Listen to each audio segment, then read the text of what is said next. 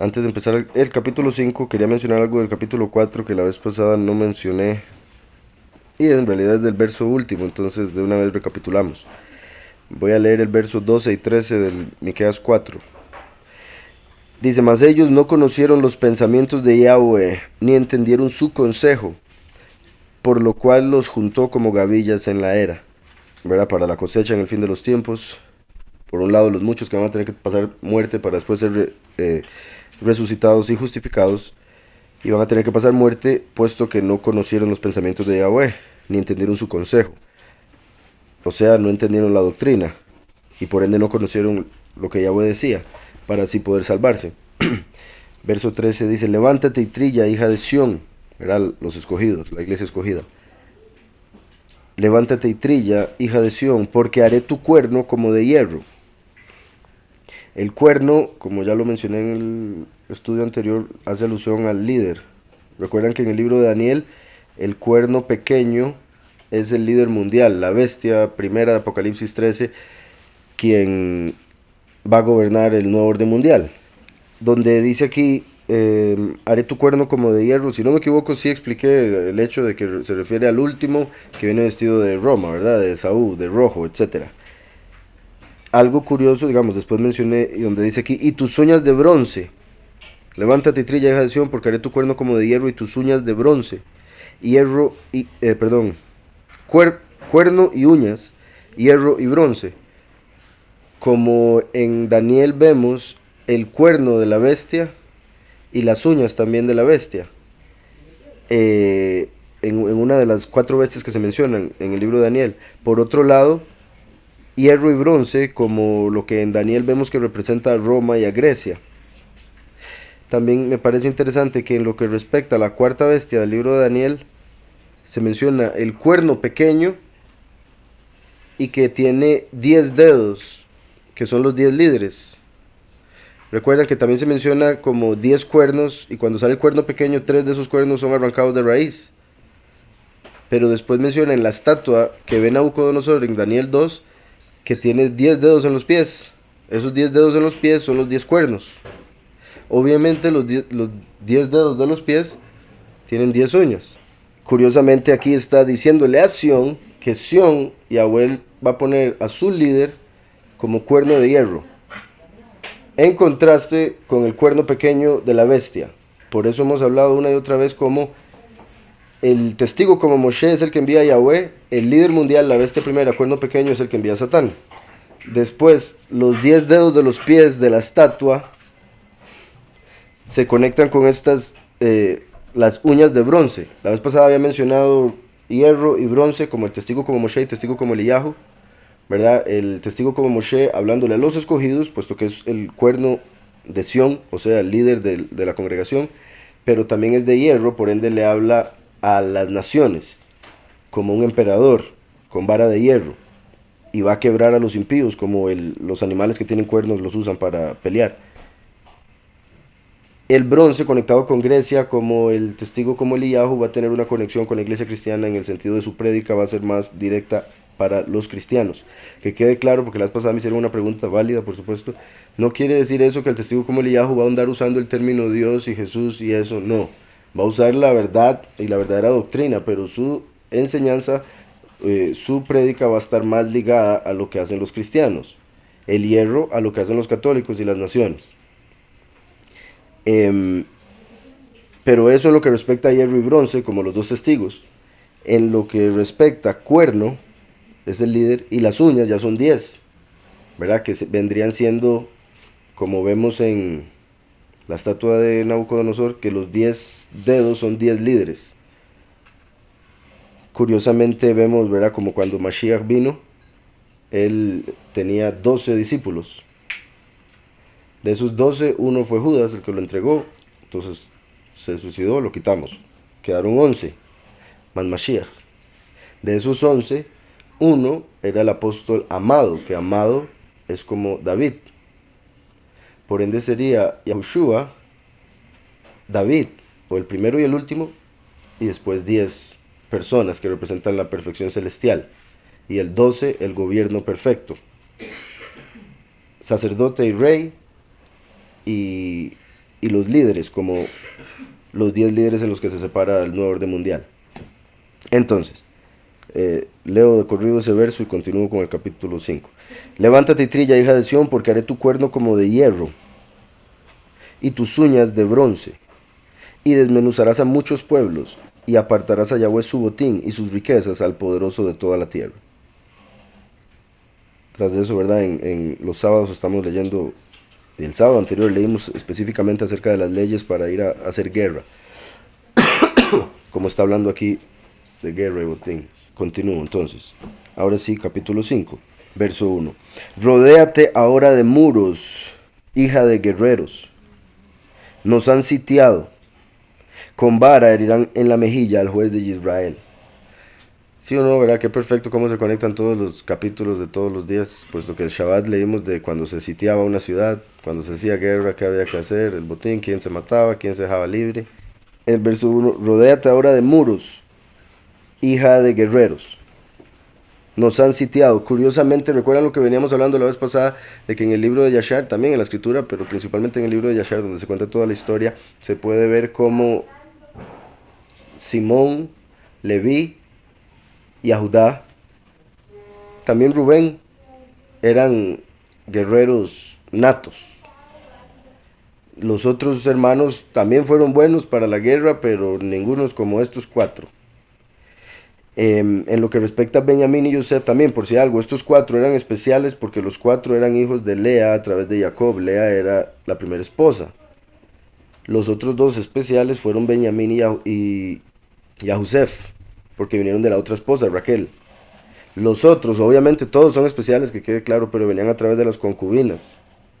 Entonces llegaron a obtener un lugar menos alto, o menos especial entre las tribus. Pero estos 4 eran guerreros, después vino los otros 2 que eran niños cuando estos eran guerreros, entonces por eso no formaron parte de las principales guerras. El otro lo vendieron, entonces no estaba ahí disponible. Pero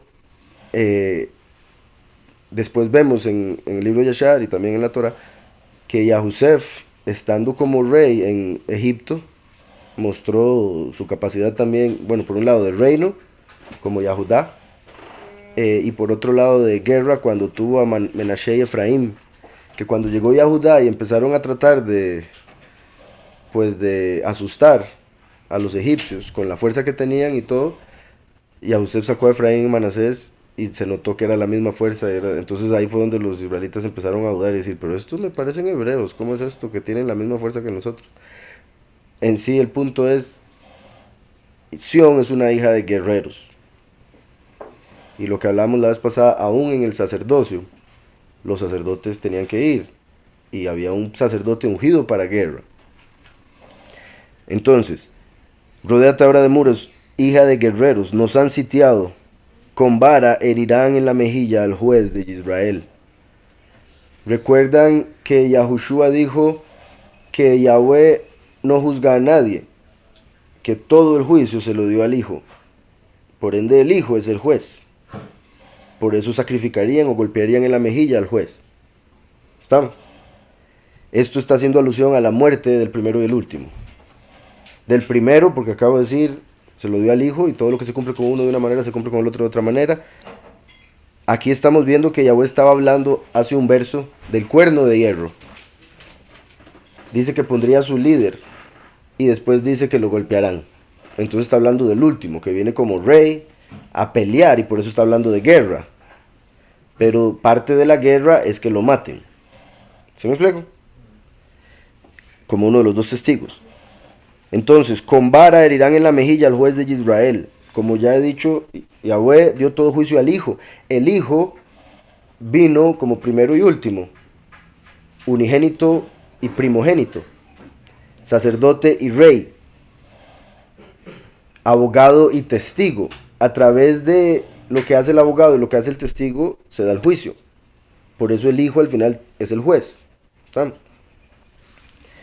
En Daniel vemos que, dependiendo de cómo se traduzca, dependiendo de la traducción que tengan, que se sienta el anciano de días, se puede ver como Yahweh, después se sienta el juez, sería Mashiach, y por ende separado el anciano de días. Y después aparece el Hijo del Hombre, que es el último, que entra a su presencia después de la resurrección, que sería el cuerno de hierro. Otra traducción dice que se sienta el anciano de días, después el juzgado, y después aparece el Hijo del Hombre. El anciano de días, en ese caso, si vemos el juzgado como los 24 ancianos, por ejemplo,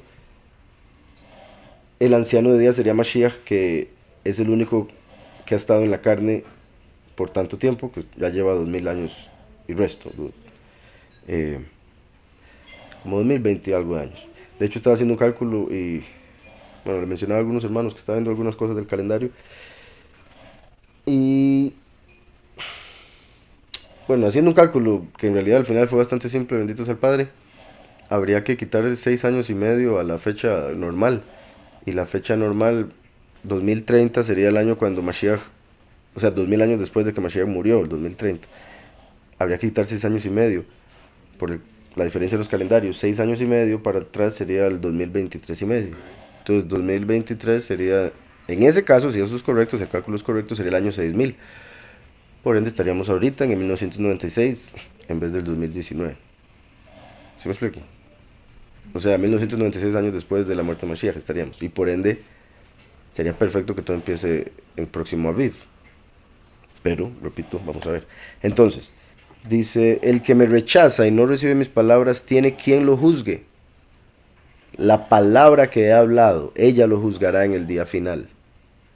Si Yahushua es la palabra de Yahweh, la palabra de Yahushua es el último, porque es la voz de Yahweh. Entonces, ahí Yahushua mismo está diciendo que es el último, el mensajero de Mashiach, quien va a juzgar. Aquí estamos viendo que dice entonces, nos han sitiado con vara, herirán en la mejilla al juez de Israel. Otras traducciones dicen, herirán en la mejilla al pastor de Israel. Aquí, según esto es al líder, por si algo. Curiosamente, ¿sabe cómo se dice este sinónimo de gobernador, de líder? Es Moshel. Entonces es Moshe más una Lamed. Curioso que ahí pongan pastor, porque la Lamed representa al pastor.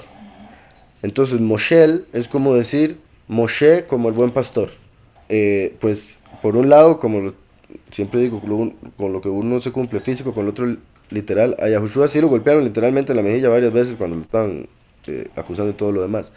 Pero el hecho de que la forma en que lo entregó Judas fue un beso en la mejilla, es como si hubiera sido un golpe, o sea, mejor lo golpea, más sincero. Entonces, eso es como, o sea, se puede conectar con el beso que le dio Judas en la mejilla, puesto que la mejilla está conectada con el sumo sacerdote, con eso que decís, ¿verdad?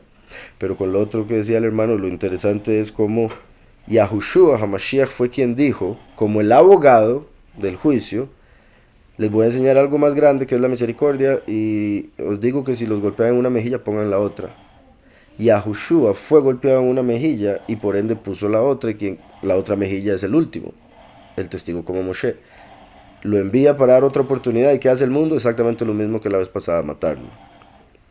Entonces, eso es muy interesante también por el hecho de que recuerdan que panim es rostro y en hebreo el im es plural. Entonces, panim, si lo fuésemos a traducir literalmente sería rostros, pero se refiere a solo una cara. ¿Por qué? Porque un perfil es un pan. Por ende, dos perfiles es panim, en plural, porque en realidad la cara tiene dos partes, es un espejo. Entonces, por eso en hebreo panim es plural. Y por eso, curiosamente, golpearon a Mashiach por un lado y al poner el otro sería la otra venida, por eso panim en plural como si fuera primero y último. Un lado de Yahweh y el otro lado de Yahweh. El ojo del favor y el ojo del juicio. Y etcétera, etcétera. Entonces, como les decía, la palabra que aquí aparece como líder, o sea, no aparece pastor, no aparece en sí, bueno, que es sinónimo de juez, es Moshel, que es un gobernador, un líder, confirmando que sería Moshe como el buen pastor, vuelvo y repito. Herirán en la mejilla al juez de Israel, pero tú, Beit Lehem. Beit Lehem quiere decir casa del pan, ¿verdad? Y en ese caso es comida, no lo que acabo de decir de rostro, ¿verdad? Que en hebreo pan es perfil.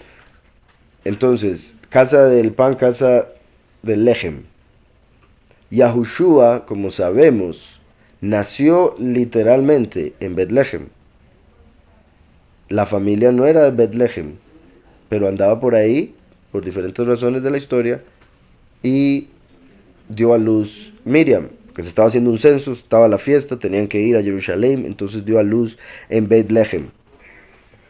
Y eso fue perfecto y muestra cómo Yahweh tenía todo preparado, tanto así que ellos pensaban, lo más seguro, Miriam y Yosef, uy, qué torta, se vino el bebé, estando nosotros de viaje. Entonces tuvo que tenerlo, como ya sabemos, en un, como le dicen, pesebre. Yahushua dijo que Él es el lejem de vida, que Él es el maná, el pan enviado del cielo para que nosotros comamos de Él y recibamos la vida eterna. Por eso cuando estuvo antes de morir comiendo pesa con la congregación, dijo, este es el matzá, este es mi carne, cómanla en memoria mía. Entonces, el cuerpo de Mashiach es representado por el matzá, que es pan sin levadura. Por eso fue que él nació en Betlehem. Como ese lugar se llamaba así, abuelo utilizó para que de ahí naciera el lejem celestial. Así de perfecto. Ahora, en el sentido espiritual, porque siempre digo lo que se cumple con uno literal, como sucedió con Yahushua literalmente, se cumple con el otro espiritual. En Apocalipsis 12 vemos que la iglesia escogida, la Virgen, da a luz al último, en Apocalipsis 12. La Virgen es el templo de Yahweh, es el cuerpo de Mashiach, y el cuerpo de Mashiach es Lehem. Entonces, Betlehem hace alusión al templo de Yahweh, a la casa, que es el cuerpo de Mashiach. ¿Estamos claros en eso? Por ende, Betlehem sería la iglesia escogida. Y de ella, espiritualmente hablando, como aparece en Apocalipsis 12, saldría el último. Como salió literalmente, geográficamente, hace 2000 años. Espero se esté entendiendo. Entonces, después dice, pero tú, Betlehem, Éfrata. Betlehem quedaba en un lugar llamado Éfrata. Lo literal, ya es claro. Lo espiritual es muy particular, porque Éfrata viene de Efraín, fructífero, doble porción. Y como sabemos, el último vendría genéticamente de Efraín, así como el primero vendría genéticamente de Yahudá. Por eso curiosamente dice Éfrata, pequeña para estar entre las familias de Yahudá. ¿Estamos? Último y primero, Efraín y Yahudá. Y el hecho de que aparece ahí Éfrata después de Betlehem con respecto a Mashiach es porque solo a través de Mashiach se podría dar fruto. Porque Mashiach es la semilla que se convierte en la raíz para que crezca el árbol y dé mucho fruto. Por eso de Betlehem saldría la semilla que daría Éfrata, fruto. Pequeña para estar entre las familias de Yahudá, la tierra en sí. De ti, será por esto que ahora les dije Moshel, porque aquí aparece Moshel en esta traducción. De ti saldrá un Moshel que gobernará en Israel. Ajá, eso fue el problema, por eso el verso no daba. Y por eso les dije Moshel todo el rato. En hebreo, este verso segundo es el primero del 5. Entonces voy a tener que irme al último del 4 para poder ver cómo era que estaba en hebreo. Disculpe. Y eso mismo nos muestra la conexión que había entre esos dos versos que estábamos haciendo inicialmente, por lo menos. Qué interesante. Rodéate ahora de muros, hija de guerreros. Dice Bat Gedud, hija de guerreros. Gedud me parece curioso porque si le quitamos la Gimel, queda Dud. ¿Qué Dud? No. Dud en hebreo se puede decir Dod, que es tío. Se puede decir David, las mismas letras. Se escribe igual. Que quiere decir amado. Por eso el tío normalmente es amado por el sobrino. Entonces, es como si dijera hija de David, hija del amado, cuando dice hija de guerreros. ¿Y cuál es el guerrero de todos, el principal de Israel? David. Entonces, qué perfecto cómo aparece aquí ese nombre escondido. Después dice que se haga muros porque ha sido sitiada. Y sí, dice juez, porque han herido al juez de Israel. Entonces ese verso, que es el último del capítulo anterior en hebreo, sí, el shofet, hirieron al juez. Shofet va con la profecía que habla que de la guerra de Armagedón y demás, que se va a dar en el valle de Yahusafat. Yahusafat es Yahweh juzga. Safat, de donde viene Shofet. Entonces Yahweh juzga a través del último, que es el juez que golpearon en la mejilla antes de que resucitara y agarrara la vara de hierro para herir a las naciones, que es como David, curiosamente. Entonces, en este verso se aparece como juez, Shofet de Israel, el juez de Israel, y hace alusión a que desciende de David. Ese poder, como dije, hija de guerreros, se puede ver como la hija de David. La Gimel es la primera letra de la palabra Gibor, que también lo traducen como guerrero. Ahora sí, entonces, por eso era que tenía esa confusión con ese verso. Pero bueno, decía entonces, y tú, casa de el Lehem, Éfrata, pequeña para estar entre las familias de Yahudá, de ti me saldrá un Moshel, ahí era donde venía eso, ahora sí. Y qué bueno que lo pongan aquí así. Ahora, como ya hablé, Yahushua se convirtió en el líder, obviamente, y a través de esa unción que dejó Mashiach, el último se hace uno con él, por ende son dos manifestaciones del mismo, que gobernará en Israel, y sus salidas son desde el principio, desde los días eternos, y sus salidas desde el principio. Por eso, aunque fuese a nacer como un bebecito ahí en Bethlehem, él estaba prometido desde el puro inicio. Por eso está escrito que él se entregó por nosotros desde la fundación del mundo. Es como en Génesis que vemos que dice en el día 1 y Yahweh hizo la luz, pero en el día 4 hizo el sol. La luz sin el sol no puede ser percibida en el sentido de que si no tenemos una lámpara no podemos tener luz en un lugar, a menos de que sea la luz natural. En ese caso, ¿verdad? Para no entrar en demasiada explicación, recuerden que la luz que hizo Yahweh el primer día era la celestial, la del sol era la física. Hizo la celestial el primer día, el segundo día es un firmamento que tapó esa luz, por eso tuvo que hacer una lámpara. Es como si tiene el sol, pone techo, ahora necesita una lámpara. Entonces, cuando Yahweh hizo esta realidad, por decirlo así, tenía techo y no se podía ver la realidad celestial que existió desde el principio. Por eso Yahweh se tuvo que manifestar como una lámpara, Mashiach. Pero su venida era desde el principio. Y por eso, repito, el Cordero que fue entregado por todos nosotros desde la fundación del mundo. Curiosamente, en hebreo,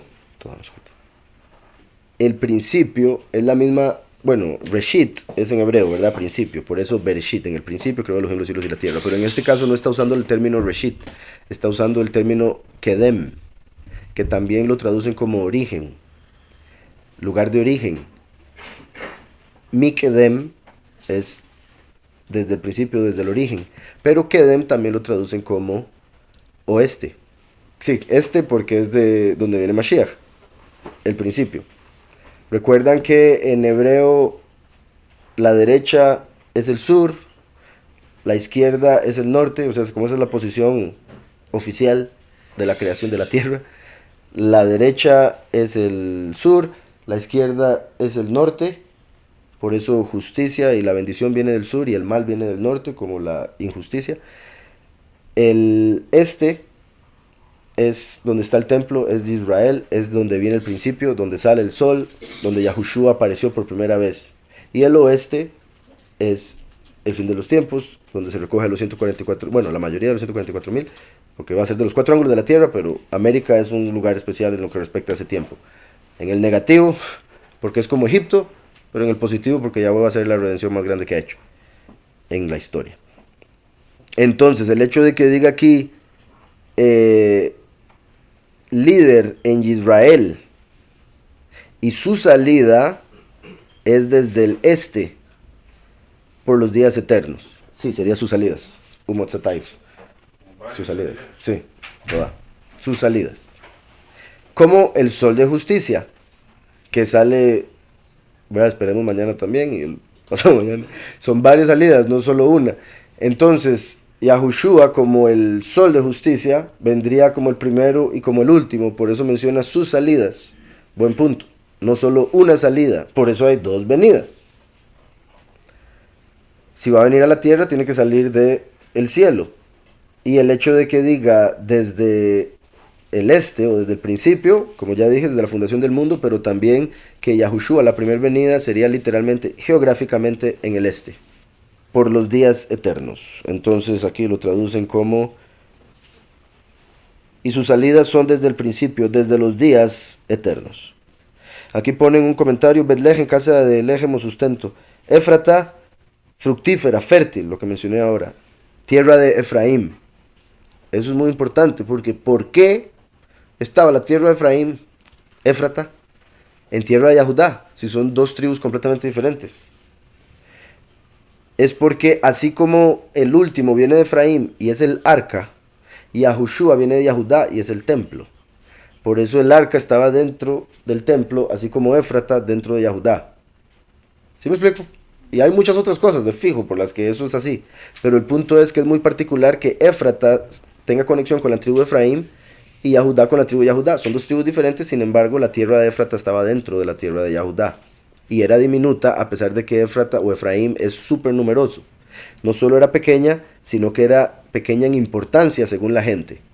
Y eso era lo que Yahweh quería hacer, porque Yahweh escogió lo vil del mundo. Lo que para el mundo es vil, para Yahweh es especial. Entonces, como el mundo decía, Éfrata no es nada, es pequeñita, esa ciudad aquí no va a salir nada, salió Mashiach. Galilea decían lo mismo, vivía Mashiach. Entonces, después dice, este Moshel, dice aquí, es Yahushua, y sus salidas son desde la fundación de los universos. Y eso sería, bueno, Caleb era de Yahudá, ¿verdad? Era tribu de Yahudá, pero él andaba con Yahushua, que era la tribu de Efraín. Y ellos dos eran los dos testigos que el pueblo no quiso oír, pero que tenían la razón. Entonces Caleb y Yahushua, Josué, representan a los dos testigos, Yahudá y Efraín, como hace aquí la relación. Y como dice ahí, entonces el punto es que Éfrata era de un clan de Caleb. Por eso la porción de tierra era de Yahudá. Caleb era de Yahudá, por eso esa tierra le pertenecía a Caleb. Pero le dio nombre a uno de esas tierras, Éfrata, a uno de esos clanes, y no dudo en relación con el líder de ese momento, que era de Efraín. Y digo no dudo, por otro lado, porque el ejército, Efraín, al ser tan numeroso, habría gente de Efraín eventualmente en todo lado. Literalmente hoy en día en todo el mundo. Y por otro lado, no dudo la hermandad que tenía que haber entre Caleb y Yahushua como para quizá haber una conexión ahí. O sea, una posibilidad. Verso 3. Dice, y esto es poderosísimo, por demasiadas razones. La principal, creo yo, una de las principales, siempre me voy a decir la principal, porque después viene Yahweh y me dice, no, esta era más principal. Una de las principales, que los judíos, teniendo esto en el Antiguo Testamento, y no les cabe aún, después de 2000 años, de poder leerlo todas las veces que quieran, que ya se cumplió, y que ellos lo cumplieron a la mala. Exacto. Entonces dice, pero los dejará hasta el tiempo que dé a luz la que ha de dar a luz. Ahí, ¿verdad? Ya se puede complicar un poco para algunos. Por el hecho de que los dejará hasta que dé a luz la que ha de dar a luz. Ya mucha gente diría, ¿quién es la que tiene que dar a luz? ¿De qué está hablando? Pero sabemos que la escritura nos habla de que el fin de los tiempos serían como mujer con dolores de parto. O sea, la realidad misma va a dar a luz. Por eso está escrito que esta realidad está atada a vanidad hasta que se han revelado quiénes son los hijos de Yahweh. O sea, hasta que dé a luz la que va a dar a luz. Y obviamente la que principal tiene que dar a luz es la hija de Sión. La congregación. Apocalipsis 12, que lo mencioné ahora. Cuando la iglesia escogida dé a luz al último, es cuando ya se cumplió la primera y la segunda venida. Cuando ya murió y resucitó al último. Por ende, vean qué perfecto que está hablando Yahweh, que en lo literal, Yahushua HaMashiach saldría del este, Betlehem, Éfrata, Yahudá, todo se cumplió al pie de la letra. Pero los dejaría, ¿a quiénes? A Israel. ¿Hasta cuándo? Hasta el fin de los tiempos, cuando vaya a dar a luz la tierra. Y se cumpla Apocalipsis 12. Pues, o sea, como siempre digo, literal, espiritual, también se puede dar así, pero lo principal es que la que va a dar a luz, es como le digo, lo que dije ahora de que se puede volver un poco complicado, porque digamos, uno lee eso y podría decir, ¿de cuál mujer está hablando? ¿Cuál va a dar a luz? Yo leo como Sí, así sí, exactamente, sí, así sí, por eso quiero decir. La gente en general, digamos, mi punto es, un cristiano lee esto y va a decir, ¿cómo? Porque lo que nosotros sabemos es que solo van a hacer una vez, diría un cristiano. Y sabemos que es de una virgen, como dice Isaías. Y eso ya se cumplió. Entonces, ¿a qué se refiere con que los va a dejar hasta que da luz? O sea, como que todo estaría al revés, según el pensamiento cristiano. Por eso digo que se complicaría. Ahora, para darlo más simple, fue que mencioné Sión como la que va a dar a luz. ¿Ok? Ya voy a explicar por qué en lo más simple y espiritual. Y eso ya es hasta la resurrección. Pero en lo literal o proféticamente, de hecho, tiene razón completamente. Está diciendo que va a volver a dar a luz una mujer. ¿A quién? Al mismo Moshel, al mismo líder. ¿Sí me explico? O sea, el mismo verso está diciendo, él vendrá, nacerá en Betlehem, después se irá 2000 años hasta que dé a luz otra mujer. ¿A quién? A él mismo. Pero eso es un poco más complicado de entender que la otra que estaba diciendo ahora. Ah, ok, entiendo. No, esa fue una tierra que le pertenecía a Caleb. Que cuando ya se entró a la tierra prometida se le dio como heredad a Caleb. De esa tierra desciende, o sea, sale Mashiach. Pero no que directamente de Caleb venga el testigo, no. Pero sí hay mucha simbología con respecto a, digamos, Caleb quiere decir perro. Y se dice que la generación del fin de los tiempos tendría la cara de perro. También por lo vil del mundo, en la letra se ha visto al perro como muy vil. Entonces es muy particular que Caleb se llamara así, siendo tan especial. Y que el término Caleb se puede separar en Kol Lev como todo corazón, por ende fidelidad. Entonces hay muchas cosas positivas en realidad, y lo positivo se da ahí con ese hombre Caleb. Pero no necesariamente que venga de ahí, porque Caleb era de la tribu de Yahudá, y todo parece indicar que el testigo como Eliyahu sería de la tribu de Leví, testigo como Moshe de la tribu de Efraín. De Yahudá, sí, pero no a través de Caleb. De Efraín, exacto, sí, como si al decir, Belén, o Betlehem, Éfrata, como primero de Yahudá, después de Efraín. Y después menciona las familias de Yahudá, como si fuese, primero vino literal y físicamente de Betlehem, segunda venida a través de Efraín, para recoger a las familias de Yahudá, los escogidos. No, es que bueno, al final el punto es, como dije ahora, es que Éfrata es como decir Goicoechea, Guadalupe, San José. Es simplemente centrándolo más. Entonces, Yahudá era la tierra más grande, Betlehem más chiquitica, Éfrata la más pequeña dentro de Betlehem. Ese es el punto. Entonces, sí, seguía siendo Betlehem, pero al separarlo por nombres, sacamos primero y último. Por eso, como les digo, o sea, hay que entender que estos versos, como todo el resto de la escritura, cuando habla de Mashiach, se refiere al primero y al último, dependiendo cómo se interprete, física o espiritualmente. Por eso, y quiero explicar esto bastante bien, porque sí me pareció muy interesante como lo puso aquí Mau. Voy a ir a Apocalipsis 12 un momento para explicar la primera forma que lo estaba explicando. Como les digo, y esto también lo quiero dejar claro porque eventualmente algunas personas van a escuchar esto que vienen directamente del cristianismo y quiero explicar esto. Aquí se sabe que es la venida de Mashiach, que vendría de Betlehem y nacería. Eso todo cristiano lo entiende, pero los cristianos comúnmente no explican a fondo el verso que sigue, simplemente lo toman como la segunda venida recogiendo a todos y punto. Dice, pero los dejará hasta el tiempo que dé a luz la que ha de dar a luz. Eso se refiere a los 2000 años, que como ya vimos en Oseas, los menciona Oseas. 2000 años. Los dejará hasta el tiempo que dé a luz la que ha de dar a luz. Y el resto de sus hermanos se volverá con los hijos de Israel. Eso es clave, pero es la segunda parte, lo voy a dejar para después. Pero los dejará hasta el tiempo que dé a luz la que ha de dar a luz. En Apocalipsis 12 dice, apareció en el cielo una gran señal, una mujer vestida del sol. Esa es básicamente la hija de Sión, la hija de guerreros, la que veíamos ahora en este mismo capítulo. Con la luna debajo de sus pies y sobre su cabeza una corona de 12 estrellas, como las 12 tribus. Estaba encinta y gritaba con dolores de parto, la que ha de dar a luz. En la angustia del alumbramiento, otra señal también apareció en el cielo. Sigue hablando del dragón. Más adelante dice, verso 5, ella dio a luz un hijo varón. Ese es el último, que va a regir a todas las naciones con vara de hierro. Así como una virgen literal dio a luz a Yahushua literalmente, una virgen espiritual va a dar a luz a un hombre espiritualmente. Eso quiere decir que de la iglesia va a salir un hombre que va a ser el líder de sus 144,000, primero y último.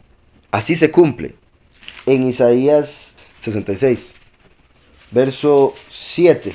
Dice, antes que estuviera de parto, dio a luz. Esto es clave. Acabamos de leer en Apocalipsis 12 que dio a luz a un varón. Ahora este verso casi que va a acomodar para nosotros Miqueas. Antes que estuviera de parto, dio a luz. Todo al revés, ¿verdad? Uno pensaría que se da a luz después de estar de parto. Aquí está diciendo que antes de que los 144,000 sean recogidos, que eso va a ser como dolores de parto, él hizo esos 7 días en el Éxodo, segundo, va a dar a luz, porque va a estar el último predicando, morir y resucitar. Antes que estuviera de parto dio a luz, antes que le vinieran dolores dio a luz un hijo. Antes de que se dé el segundo Éxodo, el testigo como Moshe va a ser muerto y resucitado. Por ende va a estar el hijo ya. ¿Quién oyó cosa semejante? ¿Quién vio tal cosa? ¿Concebirá la tierra en un día? ¿Nacerá una nación de una sola vez? Pues en cuanto Sión estuvo de parto, dio a luz a sus hijos. En un abrir y cerrar de ojos, los 144,000 van a nacer. ¿Cuándo? Cuando sean transformados. Durante la cosecha. ¿Estamos? Pero antes de que los 144,000 hayan nacido, aproximadamente 13 días antes, curiosamente, va a haber nacido el último. Por eso dice, antes de que estuviera de parto, dio a luz un hijo. Y después el montón. ¿Estamos? Eso es lo más espiritual porque es cuando ya se terminan de cumplir las profecías. Cuando ya el primero y el último se hicieron uno. Por eso, la vez pasada también me preguntaban a mí, ¿cómo es eso? El primero y el último. No es que el último es el primero. Un despelote que se le hace a mucha gente pensando que, como han pensado que Yahushua se fue y ahora tiene que venir, cuando se habla de que vuelve a nacer, no les cabe en la cabeza. ¿Cómo puede volver a nacer si ya está aquí, ya nació, ya está viejito? No entienden, por ejemplo, la segunda venida de Elías, que nació como Juan el Bautista. Que ese es un ejemplo perfecto para entender eso. Pero en todo caso, como les he explicado, el principal problema es verlo simplemente como la venida de Yahushua. Hay que entender que es la venida de Yahweh. Yahushua es la primer venida de Yahweh. Ahora Yahweh va a venir como otro, que son el mismo, porque es Yahweh. Pero para la gente que lo encierra todo en una cápsula de la persona Yahushua, entonces eso se va a cumplir hasta que ya muera el último y se dé la cosecha. En ese momento el primero y el último van a ser uno. Por ende, los dejará hasta que dé a luz la que va a dar a luz. En el sentido ya literal, Betlehem, Éfrata, etc., es como lo decía el hermano Mau.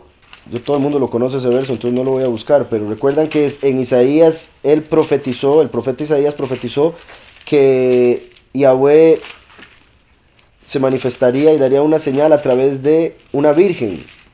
Al hacer que una virgen diera luz. Todo el mundo conoce ese verso porque claramente se cumplió con Yahushua HaMashiach. En Isaías 9 hay otro verso similar, pero de ese no se habla mucho. Y cuando lo hablan, hacen lo mismo que todos los versos del profeta como Moshe. Dicen, ese es Yahushua, es el mismo. Repito, Isaías dijo, y la virgen dará a luz un hijo, y su nombre será llamado Immanuel, Elohim con nosotros. Hay otro verso del mismo Isaías, repito, 9:6, donde dice, porque un niño nos ha nacido, hijo nos ha sido dado. Aquí no habla de que viene por una virgen. Este se refiere al Hijo del Hombre, al último, al que está diciendo Miqueas, pero los dejará hasta el tiempo en que dé a luz la que va a dar a luz. Porque hijo, un niño nos ha nacido, hijo nos ha sido dado. ¿Sí me estoy explicando? Espero. Este otro verso de Isaías es profecía del último, que no vendría de una virgen, por eso no lo menciona. Hijo nos ha sido dado y el principado sobre su hombro, por eso es el Moshel, el líder, el que se va a convertir en rey. Se llamará su nombre admirable consejero. Recuerden que acabamos de ver, era en este mismo, vean qué perfecto, el 12 del 4, mas ellos no conocieron los pensamientos de Yahweh ni entendieron su consejo. Yahushua vino a revelar los pensamientos de Yahweh, así como el Hijo hace lo que el Padre hace. Después dice aquí, ni entendieron su consejo, porque el último viene a aconsejar salvarse, por ejemplo. En realidad el consejo se refiere a la interpretación correcta de la doctrina. Qué curioso que esté hablando admirable consejero el último, porque es el que viene a dar el consejo que la gente va a rechazar en el mundo. ¿Estamos? Después dice Elohim fuerte, porque viene como Boaz, con fuerza. La columna Boaz en el pilar del templo, uno de los dos. Padre eterno. Yahushua vino y dijo que venía como hijo. Ajá, el hijo, y los hizo hermanos. Entonces este niño no es Yahushua, porque él claramente dijo ser el hijo, que vino a ser hermanos.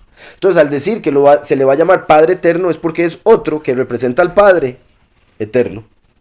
Por eso Yahweh, el Padre Eterno, le dijo a Yahushua, el hijo, siéntate a mi derecha hasta que ponga tus enemigos por estrado de tus pies. O sea, Yahweh, el Padre Eterno, el que pone a sus enemigos. ¿Cuándo? Cuando nace a través de la que va a dar a luz, que no es una virgen. ¿Está claro? Muy importante. Todas esas conexiones. Por si en algún momento les hacen preguntas a los cristianos. Que puedan defender lo que creen. Entonces, admirable consejero, Elohim fuerte, Padre eterno, príncipe de paz. Yahushua dijo, yo no vine a traer paz. Es el último el que trae paz, por eso es llamado príncipe de paz. Porque al establecer el reino de Yahweh, se establece la paz. Príncipe de paz, como dijo Jeremías, cuando se presente un profeta que predique paz y se cumpla, ese es. Y ese verso donde Jeremías dice eso parece ser sarcástico. Parece como estarles diciendo, eso nunca va a pasar, gente. Pero en realidad lo que está diciendo va a pasar al puro final. Por ende, cualquiera que diga eso antes, sin que se dé la paz, no es un falso profeta, ese es el punto. Como lamentablemente ha sucedido con Mahoma, con Silasi y con otros que les han dado el lugar de último y se hacen religiones alrededor de, pero la persona está muerta, no resucitó. Después verá príncipe de paz, lo dilatado de su imperio. ¿Por qué imperio? No reino. O otra cosa, el imperio es cuando el sacerdocio y el reino o gobierno están en las manos de una misma persona. Porque ya vino el sumo sacerdote y el rey y se hicieron uno, ahora es un imperio. Por eso es cuerno de hierro, porque es un emperador como los romanos. Hierro. Lo dilatado de su imperio y la paz no tendrán límite. Eso quiere decir que una vez que venga ya no va a haber nunca más guerra. Por eso ese no fue Yahushua. Por eso cuando Yahushua resucitó en Hechos, le preguntaron los discípulos, ¿y cuándo vas a establecer el reino? Y él le dijo, los tiempos no son para ustedes el saberlos. ¿Verdad? No es para ustedes el saber los tiempos. Entonces Yahushua les estaba diciendo que él no era el último, él es el primero. Porque es hasta que viniese el último que su reino va a establecer paz para siempre. No ha habido paz hace 2000 años porque Yahushua es el primero. Lo dilatado de su imperio y la paz no tendrán límite sobre el trono de David y sobre su reino, disponiéndolo. Oigan esto, y confirmándolo. ¿Por qué confirmándolo? Porque él es el príncipe que confirma el pacto que hizo Yahushua hace 2000 años. El príncipe que confirma el pacto en Daniel 9, que los cristianos dicen que es el anticristo. ¿Cómo va a confirmar el pacto? ¿Cuál pacto está confirmando? Aquí dice que el último, el príncipe de paz, Padre eterno, Elohim fuerte, etc., es quien confirma sobre su reino, disponiéndolo y confirmándolo en juicio y en justicia desde ahora y para siempre. El celo de Yahweh de los ejércitos hará esto. Entonces, en el sentido carnal, que Jeremías también profetiza que una mujer voy a tener aquí otra, sí, a leerlo, puesto que estamos en esto. Sí, Jeremías 31:22.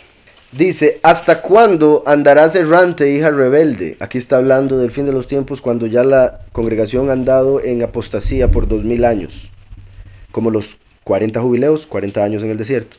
Porque Yahweh ha creado una cosa nueva sobre la tierra. Lo mismo que dijo en Isaías cuando daría una señal a través de una virgen. Porque Yahweh hará cosa nueva en la tierra. La virgen dará a luz un varón. Ahora dice algo similar, ha creado una cosa nueva sobre la tierra. Y esta traducción, pues hay diferentes traducciones que son bastante diferentes, pero bueno. Esta traducción en particular, que es la de la Reina Valera, y creo que es la más común, la que más van a ver, es la mujer cortejará al varón. La mujer cortejará al varón. En ese sentido, haría alusión a que la iglesia escogida andaría, a diferencia de la primera venida, buscando al último, como las ovejas al buen pastor. La mujer, iglesia, cortejará al varón, el último. Pero en realidad, digamos, hay otra que dice la mujer rodeará al varón. Eso es algo que sucede en las bodas yahudí, que le da 7 vueltas al hombre, la mujer. Entonces, como haciendo alusión que viene el último para casarse con la iglesia en las bodas del Cordero. Pero hay otra traducción que dice, la mujer dará a luz un guerrero. La mujer dará a luz un guerrero. Y estaría hablando del rey, que es como David, Elohim fuerte, Padre eterno, etc. Que nace para hacer esta guerra que está mencionando aquí, por lo que le dice a Sion que la han sitiado. ¿Estamos? Entonces Jeremías 31:22 está hablando de cuando la mujer no virgen va a dar a luz un varón. Y eso es particular, lo digo así porque hay una traducción que lo pone así: la mujer no virgen dará a luz un varón. Al ser no virgen, confirma lo de Isaías, que no es como la primera Miriam. Y por otro lado quiere decir que tiene relaciones con un hombre, de fijo.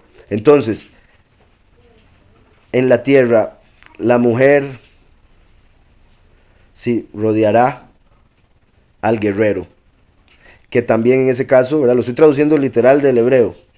La mujer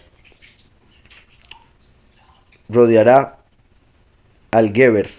La vez pasada vimos esa palabra Geber conectado con Geburá, con Gibor, el guerrero. Yahweh como el poderoso gigante.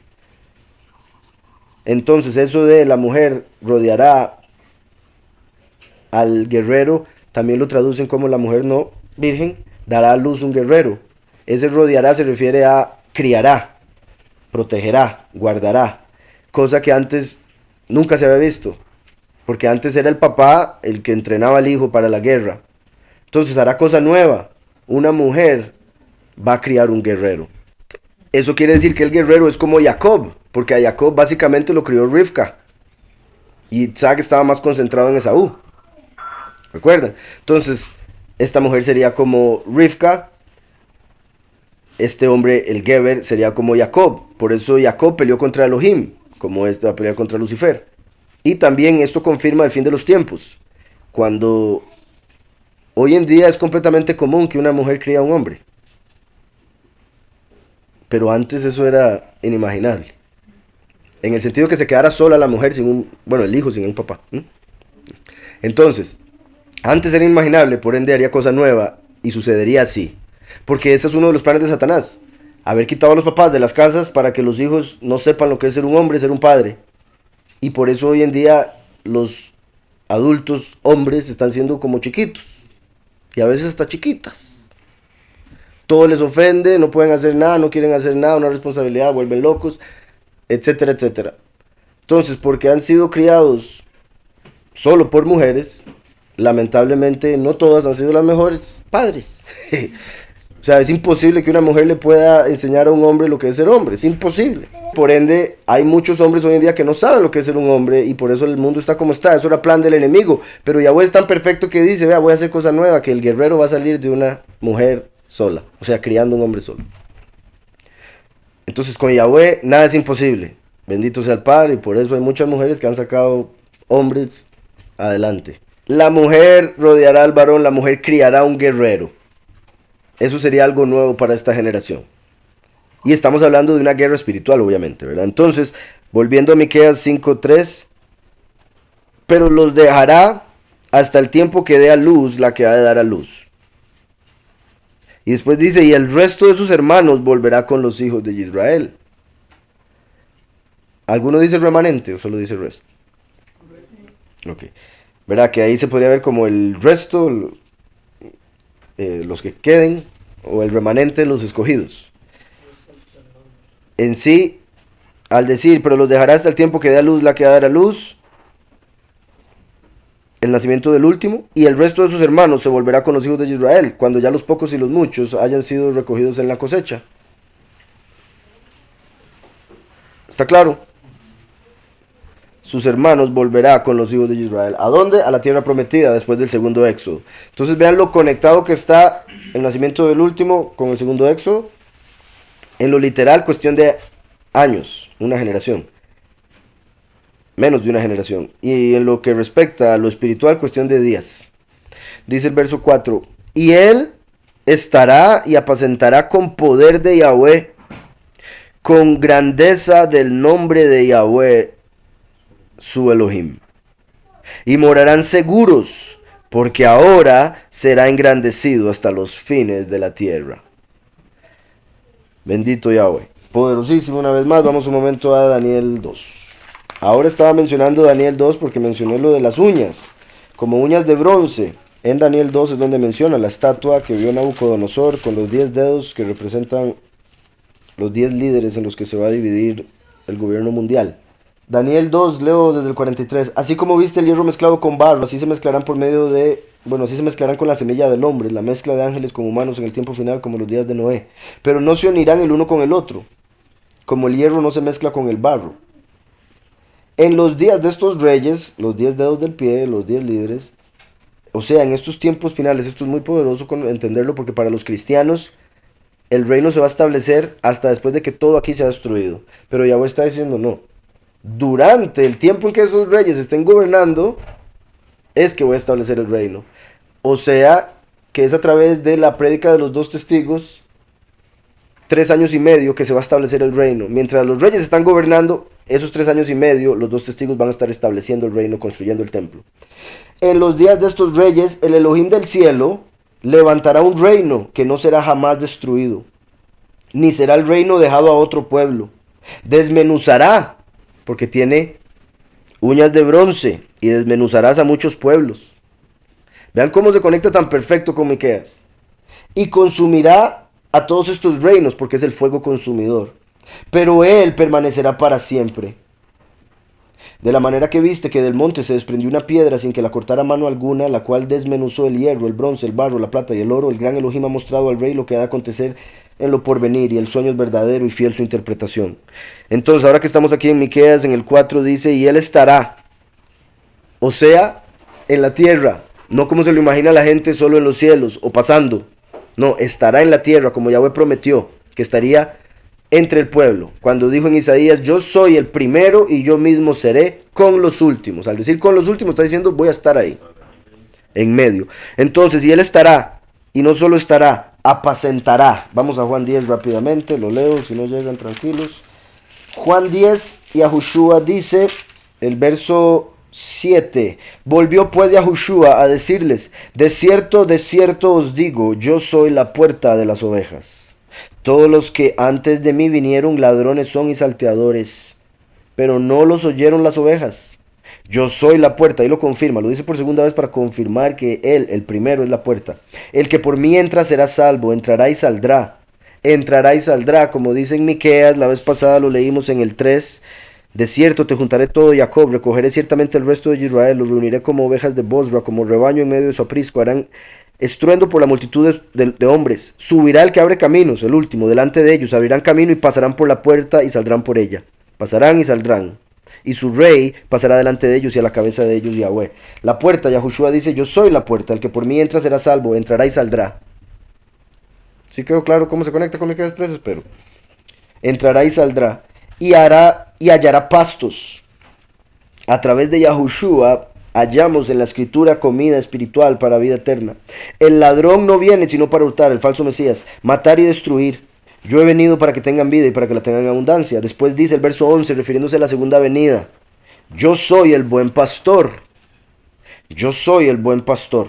El buen pastor su vida da por las ovejas. Obviamente Yahushua también lo hizo, porque lo que se cumple con uno de una manera se cumple con el otro de otra manera. Por ende, ambos tienen un cumplimiento de estas palabras. Yo soy el buen pastor su vida da por las ovejas, pero el asalariado, que no es el pastor, de quien no son propias las ovejas, ve venir al lobo y deja las ovejas y huye.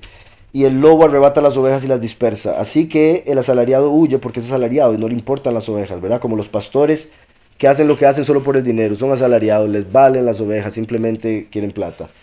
La mayoría de hoy en día.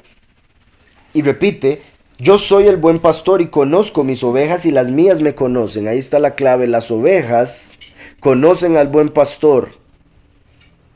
No por vista, sino por la voz, por la prédica. Así como el Padre me conoce y yo conozco al Padre y pongo mi vida por las ovejas. Tengo además otras ovejas que no son de este redil, son los muchos. A esas también debo atraer y oirán mi voz, el último. Y habrá un rebaño y un pastor. Un rebaño y un pastor. Entonces estamos viendo aquí que ya al puro final, y él estará y apacentará, o sea, pastoreará. En Zacarías 14:9 dice, y en aquel día Yahweh será uno y su nombre uno.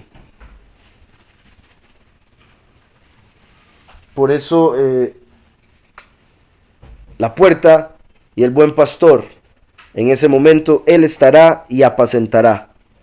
Con poder de Yahweh, con la grandeza del nombre de Yahweh su Elohim. Yahushua vino y mostró el poder de Yahweh, como vimos en obviamente en todo el Nuevo Testamento. Y en Éxodo 33, cuando Moshe le pide a Yahweh que le revele su camino, Yahweh le dice, mi presencia irá contigo y te mostraré mi favor. Eso es lo que hizo el primero. Nos da la presencia de Yahweh y el favor lo recibimos a través de él. Después le dijo, muéstrame tu estima, que representa al último. Y Yahweh le dijo, ok, pasaré adelante. No le dijo, ok, ¿verdad? Pasaré adelante y pronunciaré el nombre de Yahweh, como acaba de decir aquí, que los pastoreará. Con el poder de Yahweh como el primero, con la grandeza del nombre de Yahweh como el último, su Elohei. Y morarán seguros, porque ya va a haber paz.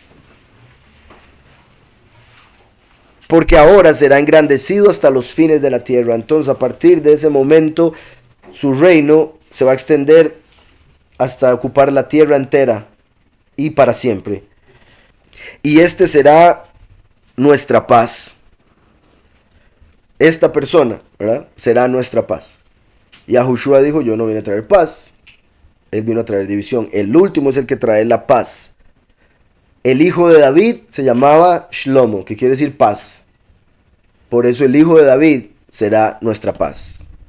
Yahushua dijo ser la raíz de David, no el hijo. La raíz es el primero, el hijo, la rama, es el último. Por eso la rama, el hijo, el renuevo, será nuestra paz, como Shlomo lo representaba con ese nombre. Ahora, Shlomo cayó porque no tenía Mashiach. Ahora viene el último, que es como Shlomo, pero a través de Mashiach logra ser salvo para no caer ante la idolatría que recibió por medio de sus mujeres. Príncipe de paz, exacto. Ahora lo leímos, ¿verdad? Porque un niño nos ha nacido y su nombre será llamado poderoso, eterno, no, Padre eterno, Elohim fuerte, admirable consejero, príncipe de paz. ¿Por qué príncipe de paz? Porque él será nuestra paz. También Jerusalén, enseñanza de paz. Por eso Jerusalén es la ciudad del rey y se llamaba ciudad de David. Sí, exacto. El renuevo de David aparece en Jeremías cuando habla de que y será llamado su nombre Yahweh Sidkenu, Yahweh justicia nuestra, que es también el nombre de la nueva Jerusalén. Y este será nuestro Shalom. Voy a ver aquí el verso. Esto es buenísimo también por muchas razones, porque aquí ya, por las diferentes interpretaciones que tiene la escritura, no está mal lo que he venido diciendo también, de que el verso 3 y 4 hace alusión, por un lado, allá una vez que se está en el segundo éxodo y ya todo pasó para los escogidos, aunque hayan plagas en la tierra durante 3 años y medio más. Pero en el sentido literal, como les dije, sería cuando nace, como dijo el hermano también, el último. Y como Yahushua llega a los 30 años pasados y empieza a predicar eventualmente, por 3 años y medio y lo matan. Entonces durante toda la vida del último se van a estar dando básicamente las señales que mencionaría Yahushua en Mateo 24, de rumores de guerras, desastres naturales y todo eso. De hecho los judíos, hace poquito, no sé si fue ayer, hubo un ataque por allá en el Medio Oriente que lo están conectando con la guerra de Gog y Magog y unas profecías de Isaías, y los judíos dicen, como han venido diciendo, pero cada vez más, que ya viene Mashiach por una guerra que se acaba de dar, que se está empezando, perdón. Hay gente que está esperando que haya guerra la otra semana después de las elecciones, puesto que las elecciones son mañana y Yom Teruah es pasado mañana para nosotros. Entonces, para que estén atentos, nos vamos a reunir el miércoles a leer algo. Entonces viene Yom Teruah el miércoles, el martes es las elecciones en Israel y hay mucha gente que espera que haya guerra después de eso. Yo considero, por el tiempo en el que, aunque es muy particular para Yom Teruah, Tishri, que pase algo, no me extrañaría que pase algo. No creo que ya la tercera guerra mundial, porque como les he dicho, eso sería el segundo sello y tendría que pasar después de Aviv. Y de ser, yo no dudo que ya esté por empezar, pero yo le daría unos meses más, ¿verdad? Si me preguntan a mí. Pero obviamente hay mucha gente que está diciendo que ya se está dando señal de que viene Mashiach, por códigos de la Torah y diferentes cosas que han encontrado. Entonces, este verso que viene aquí dice, y este será nuestro Shalom cuando el asirio viniere a nuestra tierra. Esto es clave, porque si el asirio todavía puede venir a la tierra de Israel, como lo está diciendo aquí, es porque todavía se está en la tierra, todavía está la bestia, todavía hay lucha, todavía hay guerra. ¿Sí me explico? Pero él será la paz, como la paz que sobrepasa todo entendimiento. El último, a través de la prédica, le da la paz que sobrepasa todo entendimiento a los 144,000, quienes son sellados con el nombre del Padre y del Hijo en sus frentes, por ende no pueden ser tocados durante la tribulación. Por eso es que su paz será él cuando nazca y predique. ¿Está quedando claro? cuando el asirio venga a nuestra tierra. ¿Quién es el asirio? Senajerib, cuando entró y estaba Ezequías, que representa al último. El asirio también hace alusión por la tierra de Asiria. Fue la primera tierra que conquistó el primer líder rebelde, Nimrod. Como la bestia, el líder mundial, el cuerno. En contraste con el cuerno de hierro de Yahweh. Testigo como Moshe. Entonces, el hecho de que esté diciendo cuando el asirio venga a nuestra tierra, se refiere a cuando la bestia, el cuerno pequeño de Daniel, vaya a la tierra de Israel a tomarla. En ese tiempo, el último, el Moshe, tiene que estar en la tierra haciendo la paz de los escogidos, porque lo profetizó Miqueas. ¿Está claro? No como predican el cristianismo, que nada más va a pasar y se los va a llevar. No, va a estar en la tierra y va a ser la paz. Estará y apacentará. Y será la paz cuando el asirio esté haciendo guerra. ¿Por qué? Porque como dijo Daniel 2, durante el tiempo de estos reyes, Yahweh establecerá el reino. Cuando el asirio esté en la tierra, Yahweh va a estar estableciendo su reino. Me da risa ver cómo suena pero así es como aparece en hebreo. Y será la paz. Cuando el asirio venga a nuestra tierra. Dice entonces, cuando el asirio viniera a nuestra tierra y cuando hollare nuestros palacios. Vamos a Apocalipsis 11. Verso 2. Pero el patio que está fuera del templo, el templo es el palacio de Yahweh. El patio que está fuera del templo, déjalo aparte y no lo midas, porque ha sido entregado a los goyim, a los gentiles, las naciones. Ellos hollarán la ciudad apartada 42 meses. Y ordenaré a mis 2 testigos que profeticen por 1260 días vestidos con ropas ásperas. Entonces vean la conexión de que van a estar pisoteando, hollando la ciudad apartada con que los 2 testigos van a ir a predicar. Ahora estamos viendo aquí en Miqueas, y este será nuestro shalom, cuando el asirio viniera a nuestra tierra y cuando hollare nuestros palacios. Entonces levantaremos contra él 7 apacentadores y 8 hombres principales. Este verso es clave por varias razones. El judaísmo se enseña de una manera, en el cristianismo creo que nos enseña. En el judaísmo es común que se le dé nombre a estas personas, o algo que es sentido y pensado por diferentes razones. Vean que aquí está hablando del último. ¿Se acuerdan? Ok.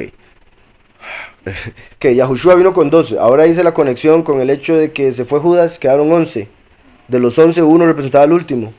Por ende, como los 10 dedos con un líder.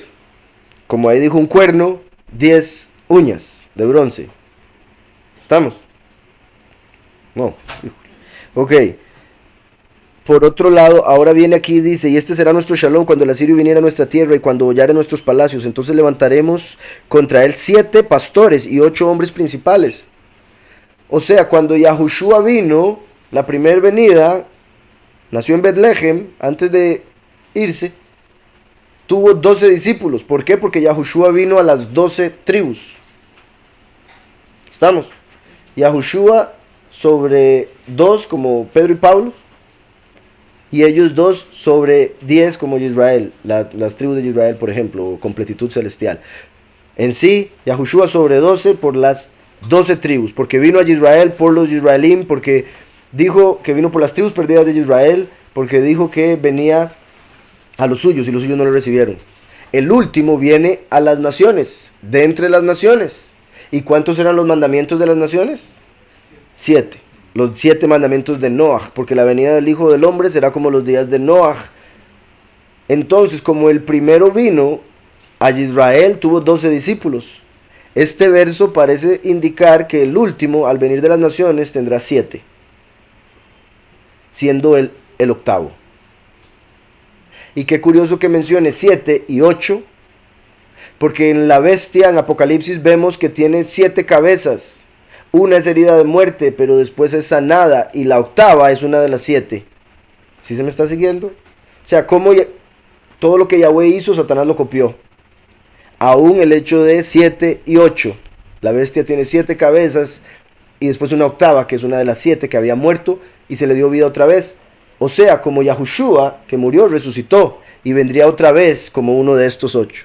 Sí, otra conexión que se le podría dar puesto que sí, eso se conecta también con la bestia. Recuerden que las 7 cabezas de la bestia son 7 ángeles que sirven a Lucifer. En este caso, 7 pastores. ¿Se acuerdan que hay 7 iglesias en Apocalipsis? Las 7 iglesias tienen un ángel sobre ellas. ¿Cuál ángel? Uno de los 7 ángeles que sirven a Yahweh, que son los 7 ojos que ven toda la tierra. Entonces, esos 7 ángeles serían 7 pastores de las 7 iglesias, de los cuales uno es Micael, que termina siendo después Mashiach mismo. Por ende es uno de los 7 que se convierte en el octavo. El buen pastor que al morir y resucitar se convierte en el líder mundial verdadero de Yahweh. Entonces se puede conectar con los 7 ángeles de Yahweh, se puede conectar con 7 discípulos porque viene a las naciones como Noah con 7 mandamientos para las naciones, no para el resto. Porque viene a cerrar la creación que duraría 7 milenios. Y quiero ver si encuentro lo que dicen los judíos. Vean qué perfecto que estamos por llegar a la fiesta de Sukkot, que dura 7 días, y después viene Shemini Atzeret, que es el octavo. Como esto. O sea, aquí en este verso está haciendo alusión a Sukkot. ¿Por qué? Porque en Sukkot se da el segundo éxodo, del cual está hablando Yahweh, que viene a cumplir el último. Pero los dejará hasta el tiempo que dé a luz la que dará luz, como da luz en el éxodo segundo. El resto de sus hermanos se volverá a los hijos de Israel en la cosecha, y él estará y apacentará con poder de Yahweh, con grandeza del nombre de Yahweh su Elohim, y morarán seguros, porque ahora será engrandecido hasta los fines de la tierra. Y este será nuestro shalom cuando el asirio viniera a nuestra tierra, y cuando hollare vuestros palacios, entonces levantaremos contra él 7 apacentadores, contra el asirio, ¿verdad? Contra la bestia, el líder mundial. Y la bestia está sobre 7 cuernos, porque cuando salió el cuerno pequeño cayeron 3 de los 10. Entonces ahora es 7 cuernos con el cuerno pequeño, que se enfrentan contra 7 pastores y un octavo principal. Y todo termina en la fiesta de Sukkot, que son 7 días, y en el octavo día, Shemini Atzeret, son cosechados, como acaba de mencionarlo el verso casi anterior. Si están siguiendo cómo todo se conecta perfectamente. Ok, entonces esto se conecta con Sukkot, y es por eso, la vez pasada una hermana, Imazul, me hizo la pregunta de por qué los judíos honraban o daban honor a uno de los 7, a los patriarcas, me preguntaba ella, pues yo le decía que raro, porque son 3 los patriarcas, como 7. Eso es lo que no había entendido. Después me fui a investigar y era interesante, o sea, encontré a lo que ella se refería. Y no se refiere a 3, se refiere a 7 antepasados, o 7 hombres grandes del pasado, de los cuales 3 son patriarcas. Una costumbre en el judaísmo de invitar a uno de los líderes históricos del pueblo yahudí cada uno de los 7 días de Sukkot. Estamos por entrar en Sukkot. Vean qué perfecto estamos leyendo esto, bendito Yahweh. Sukkot está conectado con el segundo éxodo, la huida. Como lo estamos viendo aquí, cronológicamente también está ubicado perfectamente. Ahora, esas personas son Abraham, Isaac, Jacob, Moshe, Aarón, Yosef y David. Por eso uno de los 7, David, sería el octavo. ¿Estamos? También se puede decir Moshe, pero porque todos... Hay aquí varios que son reflejo de otros de los que están en la misma lista. Abraham, Isaac y Jacob como el padre primero y último.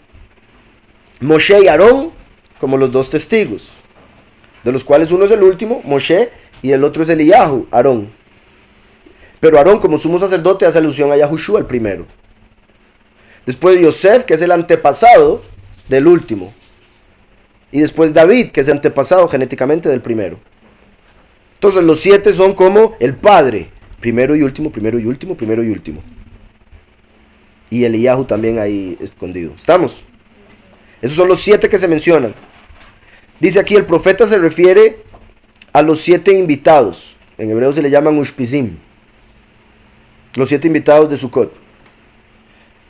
Según Miqueas 5:4, y levantaremos contra él, el asirio, 7 pastores y 8 hombres principales. Son llamados 7 pastores porque son pastores de Israel, así como un pastor pastorea ovejas. ¿Cuál es la conexión entre estas figuras y la fiesta de Sukkot?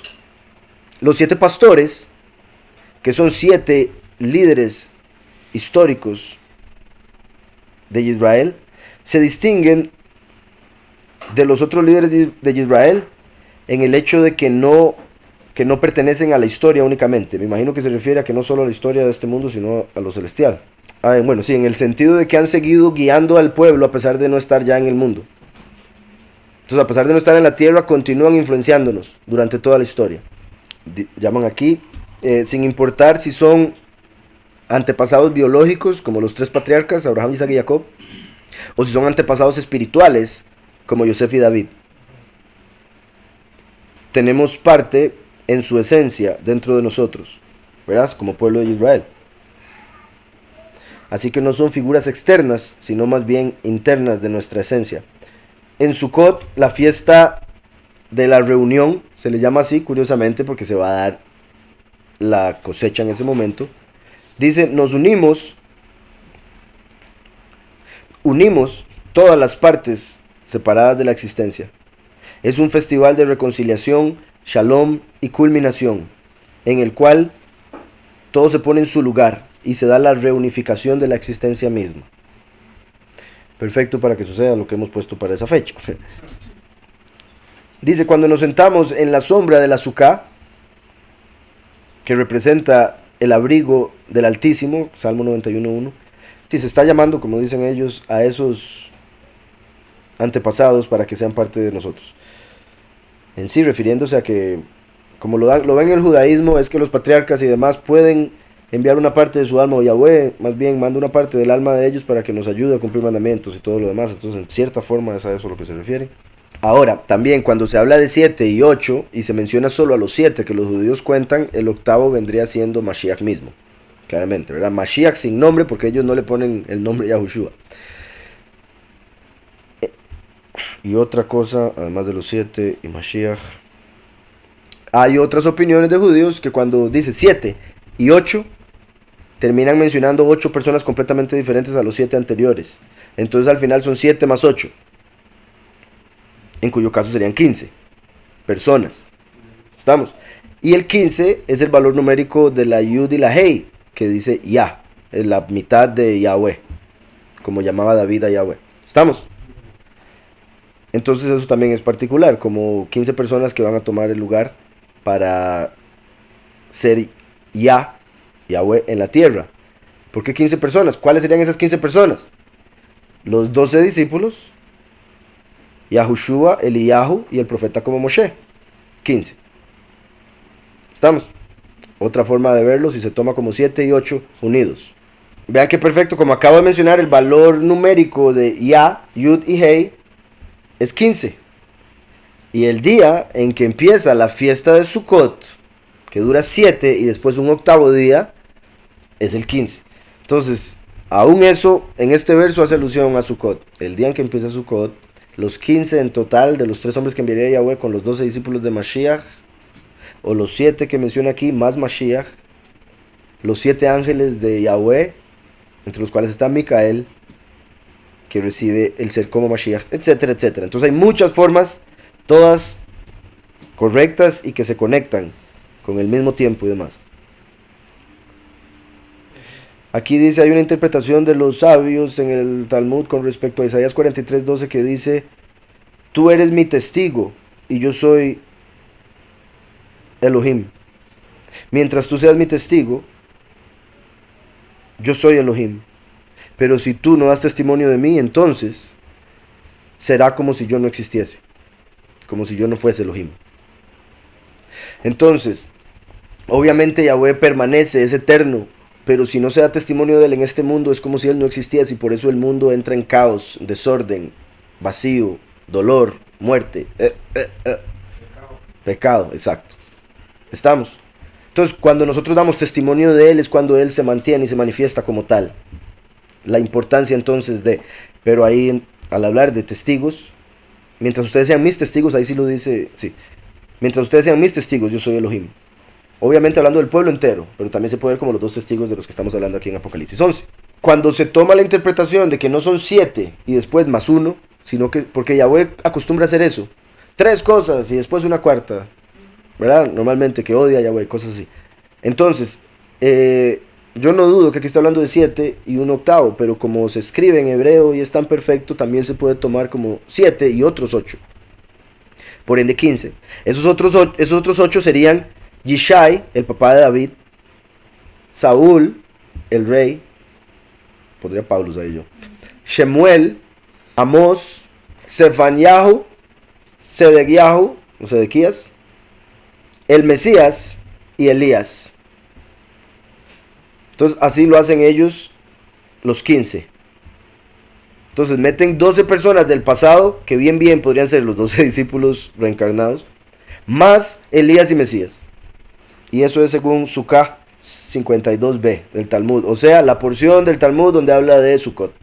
Dice Iván, al ser paz y seguridad puede ser que se desate la tercera guerra mundial.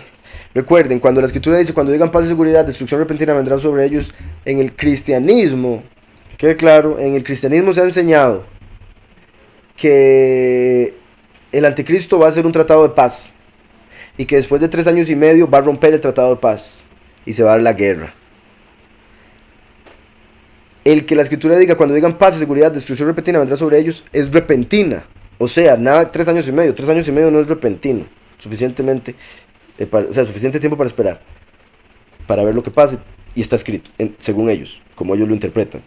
Entonces, en realidad, cuando digan paz y seguridad, destrucción repentina vendrá sobre ellos, se refiere a cuando maten a los 2 testigos, después de la tercera guerra mundial. O sea, ya la tercera guerra mundial va a estar sucediendo como para que tengan que hacer paz. Y matan a los 2 testigos y van a decir, ya, hasta que al fin nos dejan de atormentar estos bichillos. Entonces van a matar a los 2 testigos y van a decir, paz y seguridad. ¡Woo! En eso va a venir el dragón de los cielos como el falso Mesías, la abominación desoladora, y va a traer destrucción repentina sobre todos los que pensaban que ya con matar a los 2 testigos habría paz.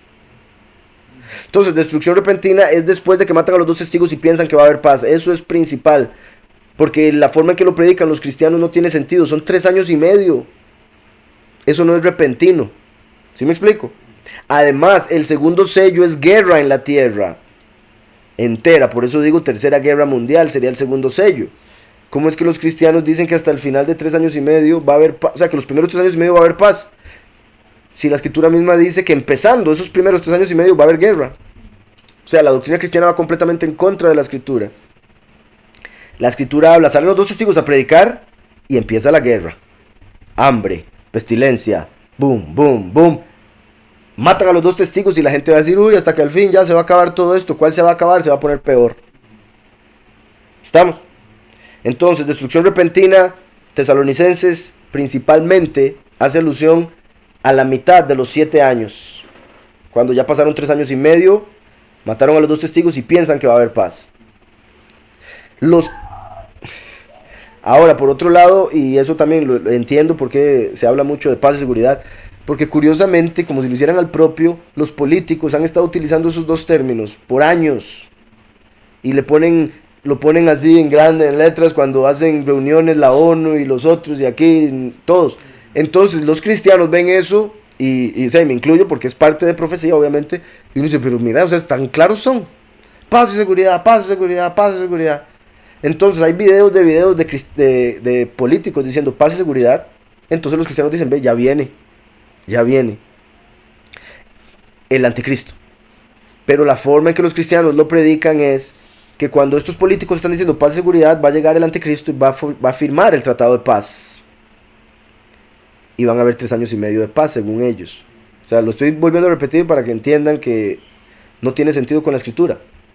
La escritura dice que no va a haber paz, sino hasta el puro final. Como lo estamos viendo aquí en Miqueas, de hecho. ¿Está claro? Espero. Bueno, sí, en realidad 3 días y medio para que resuciten. Pero para que desaparezca la abominación desoladora, yo creo que van a ser como 5 días. Pero sí, van a estar en un fiestón. Para ellos, o sea, días es repentino. Años no tanto. Ay, Navidad. Eso ya lo hemos hablado mucho antes. Pero como les he dicho 1000 veces, no. Por la escritura y porque primero se cumple lo que Yahweh mandó antes que lo que mandan los paganos, tienen que morir en Yom Kippur. Ahora, al puro principio, cuando estaba yo apenas saliendo del cristianismo, lo más lógico de ese verso es que los mataran en Navidad. Entiendo. Pero, por el hecho de que se dan regalos los unos a los otros en todo el mundo. Sin embargo, por lo que dice la escritura, todo parece indicar que se tiene que morir en Yom Kippur, porque después tiene que salir en Sukkot, etc. Entonces, lo que me hace pensar eso, una de dos es, o que por haber matado a los dos testigos, logrado matar a los dos testigos, el líder mundial va a regalar un montón de cosas a todos los que hayan estado involucrados. Quizá incluyendo las cosas que le pertenecían a los dos testigos, porque quizá los dos testigos van a ser prosperados, como aparece en Isaías 52. Pero otra sería que sea un día tan especial para el mundo que lo vuelvan un día feriado, un holiday. Entonces va a ser Navidad regalos, Yom Kippur regalos, pero por otra razón. Obviamente para ellos no va a ser Yom Kippur, para ellos va a ser, quién sabe cómo, la muerte de los testigos. Entonces van a celebrar, según ellos, a partir de ese momento. Tras de eso, Navidad, Christmas quiere decir la muerte de Cristo. La gente lo celebra como el nacimiento, pero más de donde viene misa, originalmente era cuando se reunían los católicos para un funeral. Entonces, en realidad, la palabra Christmas etimológicamente quiere decir Cristo muere o funeral de Cristo. Eso es lo que celebran en Navidad. Entonces, qué curioso que en Navidad se den regalos los unos a los otros, celebrando la muerte de Mashiach. Y ahora que van a matar a los dos testigos, se van a dar regalos los unos a los otros. Entonces, muy seguro van a hacer otro tipo de Navidad para darse regalos. ¿Sí me explico? Porque el mundo busca todas las cosas que pueda para empezar a vender cosas. Entonces, van a agarrar este día para comercio. Decía, establece el reino ya cuando se hace uno con Yahushua. Ahí ya va a ser establecido oficialmente, pero con solo los 144,000 recibir el nombre del Padre y del Hijo, ya se va a estar estableciendo, estar en camino. Dice Nería, híjole, me han puesto bastante. Como cuando en los días de Herodes, como la bestia, Gabriel le dijo a Zacarías que le iban a hacer hijo, y a Juhanán, y que iba a ir con la Ruach y el poder del Eliyahu. Algo parecido al último, predicando mientras está el asirio. Ajá, buen punto. Continúo por acá. En Miqueas, verso 5, y este será nuestro shalom cuando el asirio, como les dije, Senajerib. Al mencionar esto Miqueas 1, digamos, si tuviésemos 20 horas para estudiar, qué lindo sería, uno podría irse a Isaías y leer el tiempo, bueno, y los Segunda de Reyes, el tiempo cuando el asirio entró a Israel, ver la historia y sacar otro montón de reflejos, porque eso es lo que está mencionando aquí. Ezequías, para los judíos, pudo haber sido Mashiach. Lo único que le faltó fue que no cantaba, como David cantaba. Entonces, según los judíos, Ezequías tenía todo para ser Mesías, pero como no cantaba, no se le dio ese rol. En realidad, lo que eso quiere decir es que Ezequías representa al último, como rey, la segunda venida. Entonces uno puede ir a leer eso y darse cuenta de un montón de cosas. Por eso fue Ezequías el que quebró a Nehushtan, que era la serpiente en la vara de bronce, representando el crucifijo, la serpiente en una cruz. El último viene y destruye esa imagen, principalmente con su prédica, y la gente lo va a tomar como que está en contra del que ellos adoran. Por ende lo van a llamar anticristo, antinehushtan. ¿Estamos? Espero. Entonces, dice, cuando el asirio viniera a nuestra tierra y cuando hollare nuestros palacios, como ya lo vimos, Apocalipsis 11, entonces levantaremos contra él 7 apacentadores y 8 hombres principales. Muchas formas de ver esto. Con respecto al último, la posibilidad es que tenga 7 discípulos en vez de 12. Y la razón de eso sería porque viene a través de las naciones, que tienen 7 mandamientos de Noah. ¿Estamos en eso? Esa sería la única razón por la que tendría 7, por este verso. Si no, vendría igual con 12. Dice, y devastarán la tierra de Asiria a espada, pero la espada de Yahweh, la espada de Yahweh, que es la palabra, el Hijo, que sale de la boca como espada doble filo. ¿Recuerdan? Entonces está diciendo pastores que van a destruir Asiria. Asiria es la misma tierra que se convirtió en Babilonia. Por ende, cuando tuviese la Babilonia espiritual, los tiempos de hoy en día, se levantarán pastores, líderes que van con su prédica a destruir ese reino. Y devastarán la tierra de Asiria a espada, y con sus espadas la tierra de Nimrod, confirmando y conectando a Nimrod con el asirio, mostrando que no está hablando ni de Senajerib ni de Nimrod, está hablando de la bestia que es representado por esos dos anteriores. Uno podría preguntar, igual que hizo el caballero con los testigos, pero ¿cómo es que Nimrod va a volver? ¿Cómo Nimrod va a volver a morir? Es otra persona que fue perfectamente representado por Nimrod. Entonces, y devastarán la tierra de Asiria a espada, y con sus espadas la tierra de Nimrod. Nimrod quiere decir el rebelde, o sea, la tierra de rebelión. ¿Cuál es la tierra de rebelión? De donde salió la apostasía, la gran ramera, Babilonia, madre de confusión y de todas las abominaciones de la tierra. Dice, y nos librará del asirio, cuando viniere contra nuestra tierra, y hollare nuestros confines. Toda la tierra de Israel va a ser hollada al final. Va a empezar en Jerusalén, pero el resto hasta los límites, la frontera, toda la tierra de Israel va a ser destruida en este tiempo final. Pero Yahweh va a librar a su pueblo. Por eso Yahushua dijo, cuando vean la abominación desoladora en el lugar donde no debe estar, huyan a los montes los que están en Yahudá. Porque va a empezar desde Yahudá y se va a extender a toda la tierra. Y nos librará del asirio cuando viniere contra nuestra tierra y hollare nuestros confines. Oigan, el remanente de Jacob será en medio de muchos pueblos, como el rocío de Yahweh. Porque en esos tiempos finales se da la lluvia tardía. El último enseña para que los 144,000 que son el remanente sean como lluvia en la tierra que trae bendición, como el rocío, que cae cuando está por empezar el día, porque está por empezar el milenio, el Shabbat.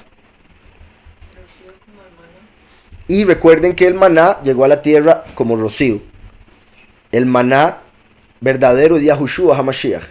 Por ende, el pueblo, el remanente, los escogidos serán como Yahushua. Porque para nosotros el vivir es Mashiach y el morir ganancia. En el caso de los 144,000, el vivir es Mashiach porque no van a morir. Por ende son Mashiach.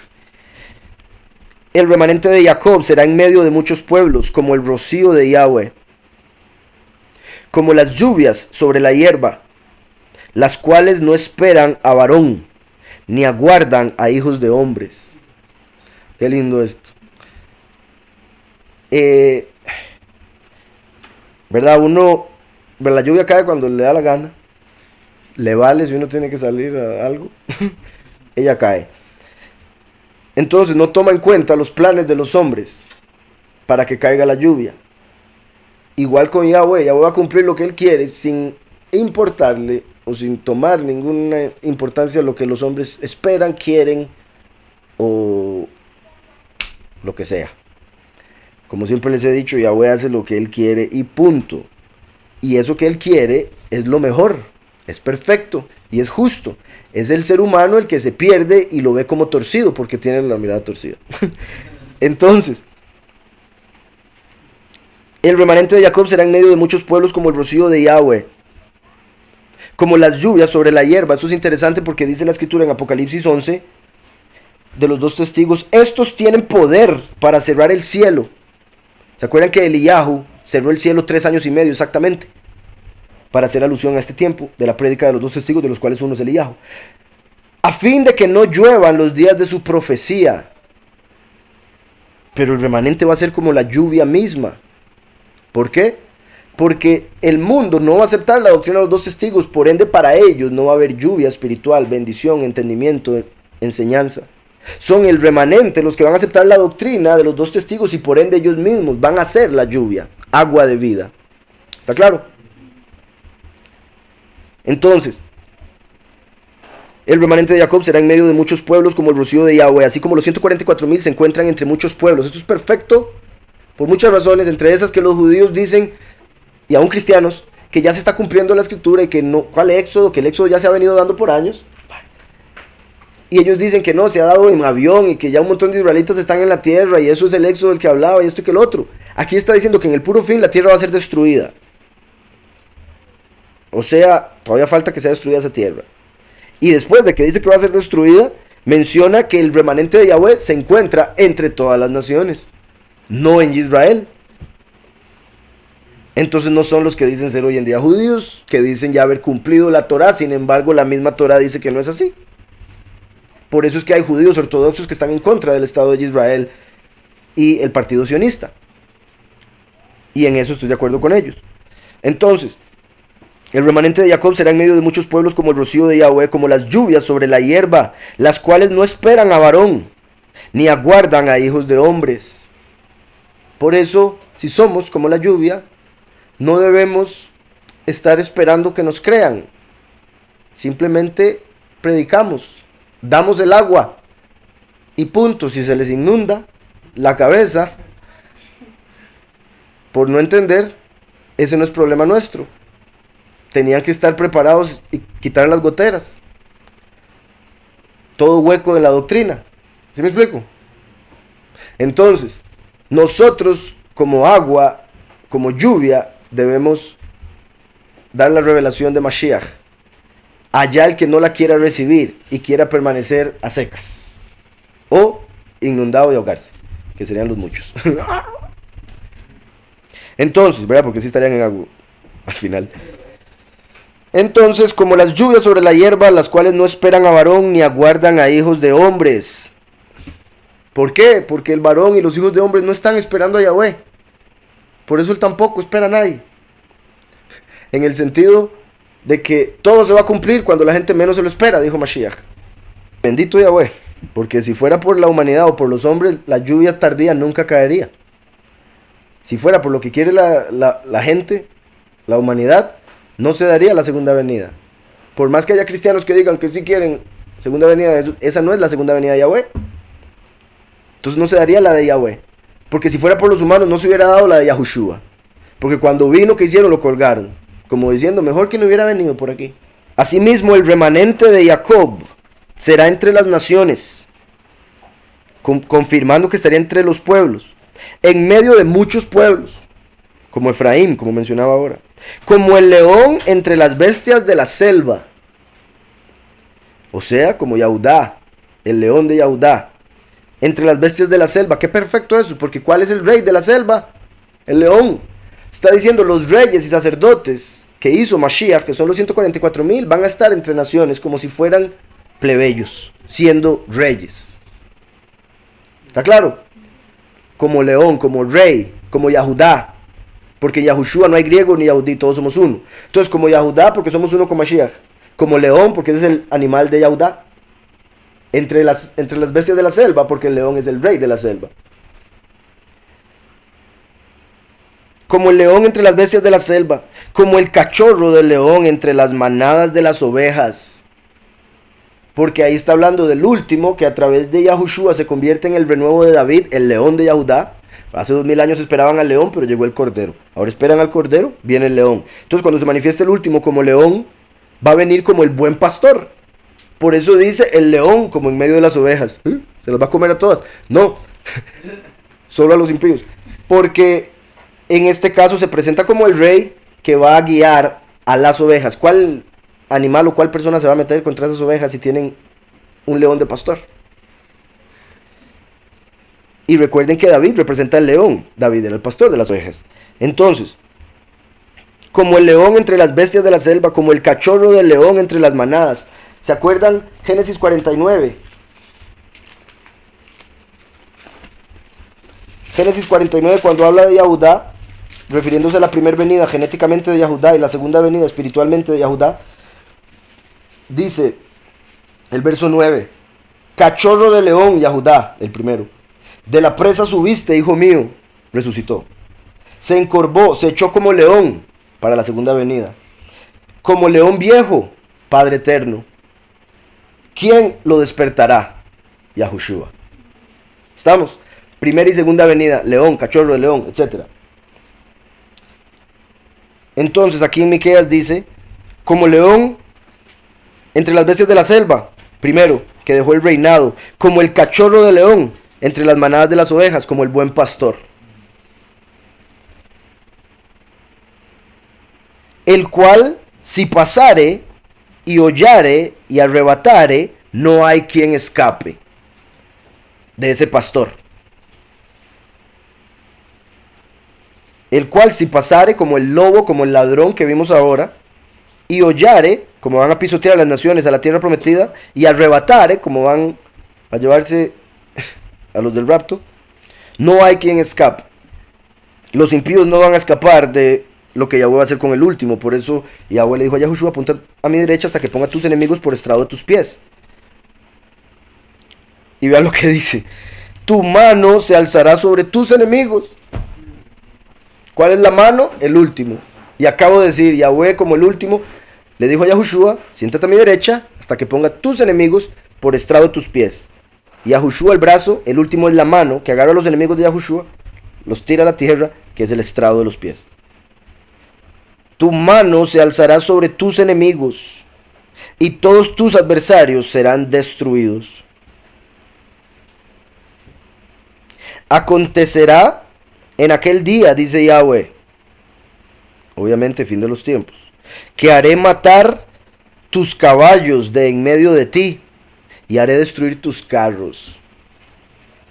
En lo literal, como lo que habíamos visto, que eventualmente Yahweh se va a deshacer de todas las armas de guerra, todo lo que tiene que ver con guerra, para que haya paz eterna. Las armas de metal se van a derretir para hacer herramientas, para hacer comida. Pero vean qué perfecto aquí. Acabamos de leer el Shabbat, Deuteronomio, de sitiar, la ley de la guerra, etc. Y vimos que decía: cuando vengas a la guerra y veas al caballo, no se asuste. Cuando veas al sus, no se asuste, ¿verdad? El falso Mesías, con ese nombre que termina en sus, se va a aparecer. Y en ese momento los 144,000 tienen que huir a las montañas. Los muchos se van a confundir. Unos van a aceptarlo, otros van a rechazarlo y por eso van a morir. Los que lo aceptan ya son los que se condenan, obviamente.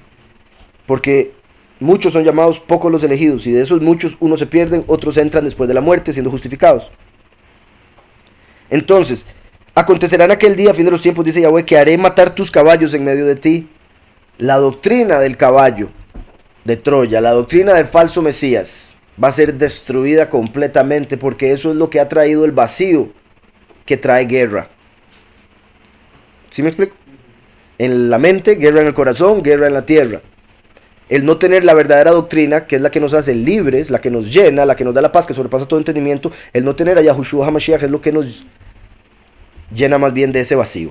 Voy a ver este verso en hebreo, a ver si lo dicen plural o lo dicen singular, porque recuerdan que en Deuteronomio lo decía en singular, por ende se parecía más al nombre falso, sus, porque plural es susim. Y también porque para Yahweh 1000 caballos son como uno. No importa el ejército, sean millones de millones de millones, es como si fuera uno solo. Menos que nada, de hecho. Entonces, ese es el verso. Debería ser aquí el 9, creo. Y será en ese día, en aquel día, dice Yahweh, que golpearé su ceja, tus caballos, y después tus carros, que era lo mismo que mencionaba. Cuando vean el caballo y el carro, no se asusten. Pero ahora está hablando como la doctrina falsa que ha tomado el pueblo. Y recuerdan como el rey que multiplicó los caballos, cosa que Yahweh había prohibido. Por eso Yahweh los va a destruir, porque el hombre ha confiado en sus caballos, en la fuerza de su carne, y eso va a ser destruido. El hombre ha confiado en su interpretación en vez de la interpretación de Yahweh. Ha confiado en su consejo en vez del consejo de Yahweh. Por eso los pensamientos de Yahweh están muy por encima de los pensamientos del hombre, porque terminan con caballos, actuando como caballos. Entonces,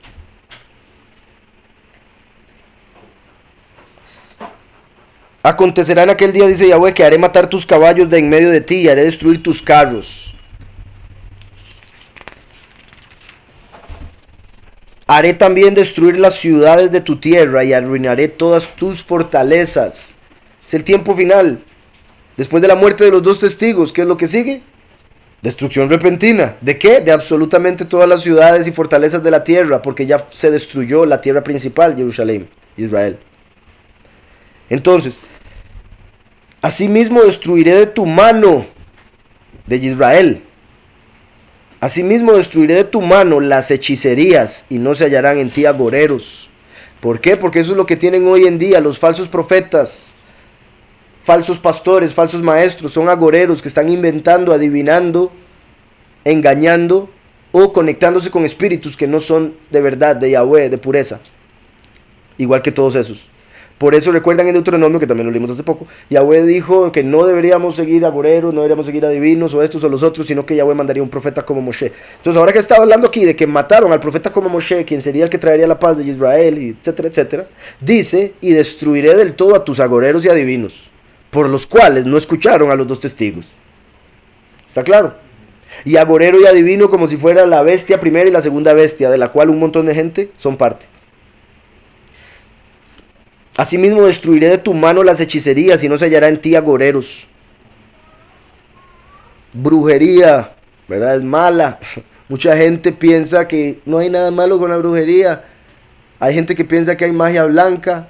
Hay gente que hace magia y brujería con María y con el crucifijo y todo, porque dicen que todo es lo mismo, porque en ese caso sí es lo mismo, pero la gente que es cristiana no entiende y dice, uy, mira, esto lo permite, ok, vamos a que nos hable y nos diga algo del futuro con respecto a dinero, dinero, dinero. Esto que lo está diciendo también mi hermana me mostró ayer, qué lástima que no está aquí cerca, si se acerca, me avisa.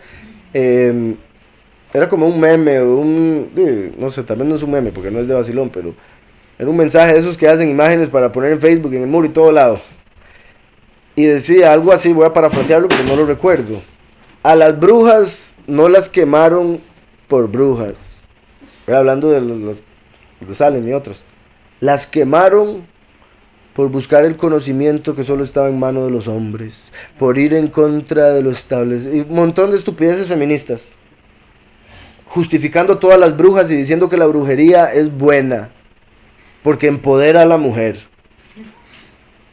Por algo la brujería principalmente está conectada con las mujeres. Las mujeres terminan siendo hasta más poderosas en algunos casos, dependiendo de la brujería. Y eso es lo que engaña a muchas feministas, porque el espíritu ese es el de Jezabel, el de Lilith, la gran ramera, y etcétera, etcétera. Entonces, asimismo destruiré de tu mano las hechicerías y no se hallará en ti agoreros. Y lo mencioné porque qué curioso que conecten tanto, como en esa imagen, el feminismo con la brujería. Y el feminismo hoy en día controla el mundo. No han oído a Beyoncé. Y a esa Beyoncé la adoran, la idolatran en Estados Unidos. Es sorprendente, sorprendente. O sea, es prohibido decir chistes en cosas de comedia y cosas así de ella, porque todos los fans se les van encima a la gente. Es sorprendente el miedo que tienen mucha gente de hablar de esa mujer. Y esa mujer, es verdad, lo dije como chiste porque es un chiste, pero ella hizo una canción en la que dice que son las mujeres las que gobiernan el mundo. Es el espíritu de Jezabel y por eso la adoran. Tanto así que hicieron una religión de Beyoncé, donde leen la Bible de Beyoncé. Entonces, asimismo destruiré de tu mano las hechicerías y no se hallarán en ti agoreros. Qué curioso que diga de tu mano, porque la mano de Yahweh es Moshe. Entonces la mano que trae los agoreros y adivinos es Lucifer. Por eso tiene que cambiar a Lucifer por el último. Haré destruir tus esculturas y tus imágenes. Y todos los católicos, no, pero eso no es un ídolo. Solo una representación, solo una... Le llaman a veces, no sé, les ponen todos los sinónimos que puedan para no llamarlo lo que son. Abominaciones, demonios. Aquí Yahweh dice, no solo voy a destruir la brujería, voy a destruir sus imágenes, sus ídolos. Zacarías 13:2 dice, y en aquel día, fin de los tiempos, como acaba de decir aquí, en aquel día, dice Yahweh de los ejércitos, quitaré de la tierra los nombres de las imágenes.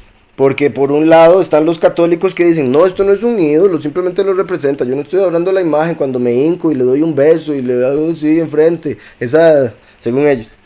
Por otro lado están los cristianos que dicen, no, yo no adoro imágenes, pero el nombre no importa. Entonces yo lo llamo de la misma manera que se llama esa imagen. Hay una imagen que se llama Jesús, todo el mundo la conoce, les digo Jesús y se lo imaginan. Entonces, ese nombre y esa imagen son lo mismo, porque Yahweh dice en un lado destruiré tus imágenes y en otro lado dice destruiré los nombres de las imágenes. Por ende el nombre se importa. Adorar una imagen o adorar un nombre falso es idolatría. Cristiano y católico están en el mismo. Uy, sí, Padre Celestial, en África. África es una tristeza porque la ignorancia es sorprendente. En África es triste la ignorancia en muchos casos, muchos lugares. Y lo digo porque, bueno, por un lado porque me han escrito gente de Nigeria para, bueno, por un lado para tratar de estafarlo a uno, por otro lado para buscar entender cosas de la escritura, pero la forma en que me preguntan y todo eso me doy cuenta que es bastante la ignorancia de la escritura, lamentablemente. En África hay un hombre que se llama el profeta, creo que es Ay, no sé si estoy confundiéndolo con otro disque profeta, que le llaman Joshua, o Josué. Pero bueno, hay un profeta, supuesto profeta en África, que está diciendo que él mismo es los dos testigos. Entonces él dice que él es dos personas en una. Y le tomaron una foto y no sé si fue un problema la cámara o lo hicieron en Photoshop, pero como que la imagen se duplica. Entonces dicen, aquí está la señal de los dos testigos. Legítimo. Entonces, supuestamente en África están los dos testigos ya en un solo envase. Y por otro lado, en África hubo un pastor similar a este otro que trajo a la congregación de él, de montones de gente, a un hombre que dice ser Jesús, porque es blanco, pelo largo y toda la misma pinta. Y lo sorprendente es que la gente se puso como loca con el hombre. O sea, creyeron que ese es, y ahora toda una congregación se perdió con un falso mesías de los peores. Porque es sorprendente. Pero así, reciente, todavía por acordarme. Entonces, Zacarías 13:2 dice, y en aquel día dice Yahweh de los ejércitos, quitaré de la tierra los nombres de las imágenes, por ende se va a ir el nombre Jesús. Si alguien se llama Jesús, le cambian el nombre, Yahweh le da un nombre nuevo, no se preocupe, mejor. Se va a ir el nombre Jesús, se va a ir el nombre María, un montón de latinas se van a quedar sin nombre. Y Yahweh les va a poner nombre nuevo. Se va a ir el nombre Dios, Jehová, y todos los demás se van a ir de los santos, como dije. Entonces, quitaré de la tierra los nombres de las imágenes y nunca más serán recordados. Ya Yahweh nos va a quitar esos nombres para que ni siquiera caiga la posibilidad de que se pase por ahí el pensamiento o ese nombre.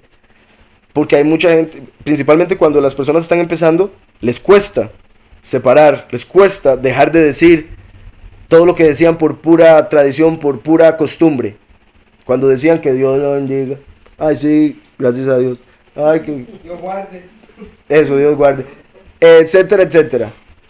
Entonces metían a Dios para todo sin estar pensando en el Todopoderoso, simplemente como una muleta para darse ante la sociedad como si son muy creyentes, cuando en realidad ni están pensando en eso. Y una muestra de eso es que cuando conocen el verdadero nombre, mucha gente lo sigue diciendo y les cuesta.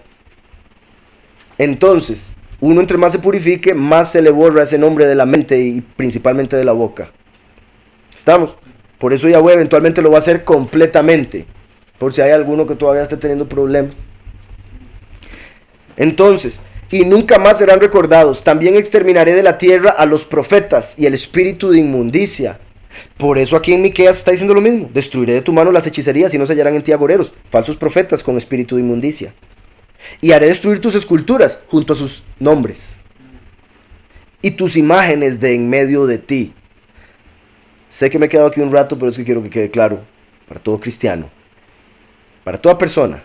Si el nombre que adora e invoca tiene una imagen asociada a ese nombre, es un ídolo, es un demonio, va a ser destruido, no sirve de nada, deje de invocarlo. Hay imagen de Jehová, hay imagen de, que es la de Dios, ¿verdad? Barba blanca, pelo blanco largo, un poco más gruesito que el hijo, que parecía que no comía el pobre. Dice aquí Anthony, en Hanukkah se dan regalos, Hanukkah se relaciona con Yom Kippur. De hecho, Hanukkah se relaciona con Sukkot. Hanukkah son 8 días, porque representa los 7 días de Sukkot y Shemini Atzeret, porque los macabeos no pudieron celebrar Sukkot en la fecha que era. Entonces cuando lo celebraron después, le pusieron otro nombre, pero está conectado con Sukkot. Entonces Hanukkah es un reflejo de Sukkot.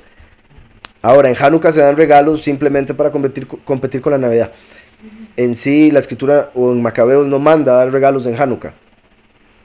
La escritura, la única parte donde dice la escritura de que en una fiesta se den regalos es en Purim. Entonces, si queremos, nos podemos dar regalos en Purim. En realidad, nos podemos dar regalos cuando sea, porque al final es un regalo. Pero en sí, que la escritura mencione darse regalos sería en Purim. Dice Harold, Yahushua derramó su sangre por los muchos, entonces los testigos van a ser sacrificados por los pocos. Sí, se puede ver así. En realidad es el último. El Yahu es sacrificado como ofrenda de Todá, como ofrenda de Shalom, Shelamim. Yahushua dijo, esta es la sangre del nuevo pacto que es derramada por los muchos. El último viene y muere por los pocos, porque la sangre del macho cabrío era por la gente del pueblo, que eran muchos. La sangre del becerro era por los descendientes de Aarón, que eran pocos. 13. Y haré destruir sus esculturas y tus imágenes de en medio de ti. Similar a Zacarías 13, verso 13 aquí. Y nunca más te inclinarás a la obra de tus manos. Nunca más te inclinarás ante algo que hicieron las manos de los hombres. Eso es lo que menciona Romanos 1 como lo que trajo la homosexualidad al mundo, la idolatría. Por adorar la creación en vez de al creador, eventualmente entró la maldición en la cual la gente adoraría su propio sexo en vez de el contrario. ¿Sí me explico? Entonces, por la idolatría, la homosexualidad, Romanos 1. Aquí Yahweh está diciendo que destruirá las imágenes para que nunca más se inclinen ante la obra de las manos. Porque con manos se hace ese ídolo, se le da forma y todo lo demás. Pero en el sentido espiritual fue a través de el error de traductores, error de escribas, mano que metió Satanás, etcétera, etcétera, que se formó como si fuera con manos un nombre nuevo y falso. Entonces ya no se inclinarán ante la obra de sus manos, o sea, ya no se inclinarán ante inventos, como una imagen física o un nombre que no es físico, pero que igualmente fue una invención, una perversión que hace que caigan en idolatría. 14. Arrancaré tus imágenes de acera de en medio de ti. No son imágenes hechas de cera, son imágenes de María, imágenes de una mujer que adoran como diosa, que antes se llamaba Acera. Y esa es la que hay que pisotear, como la acera que está a la par de la calle.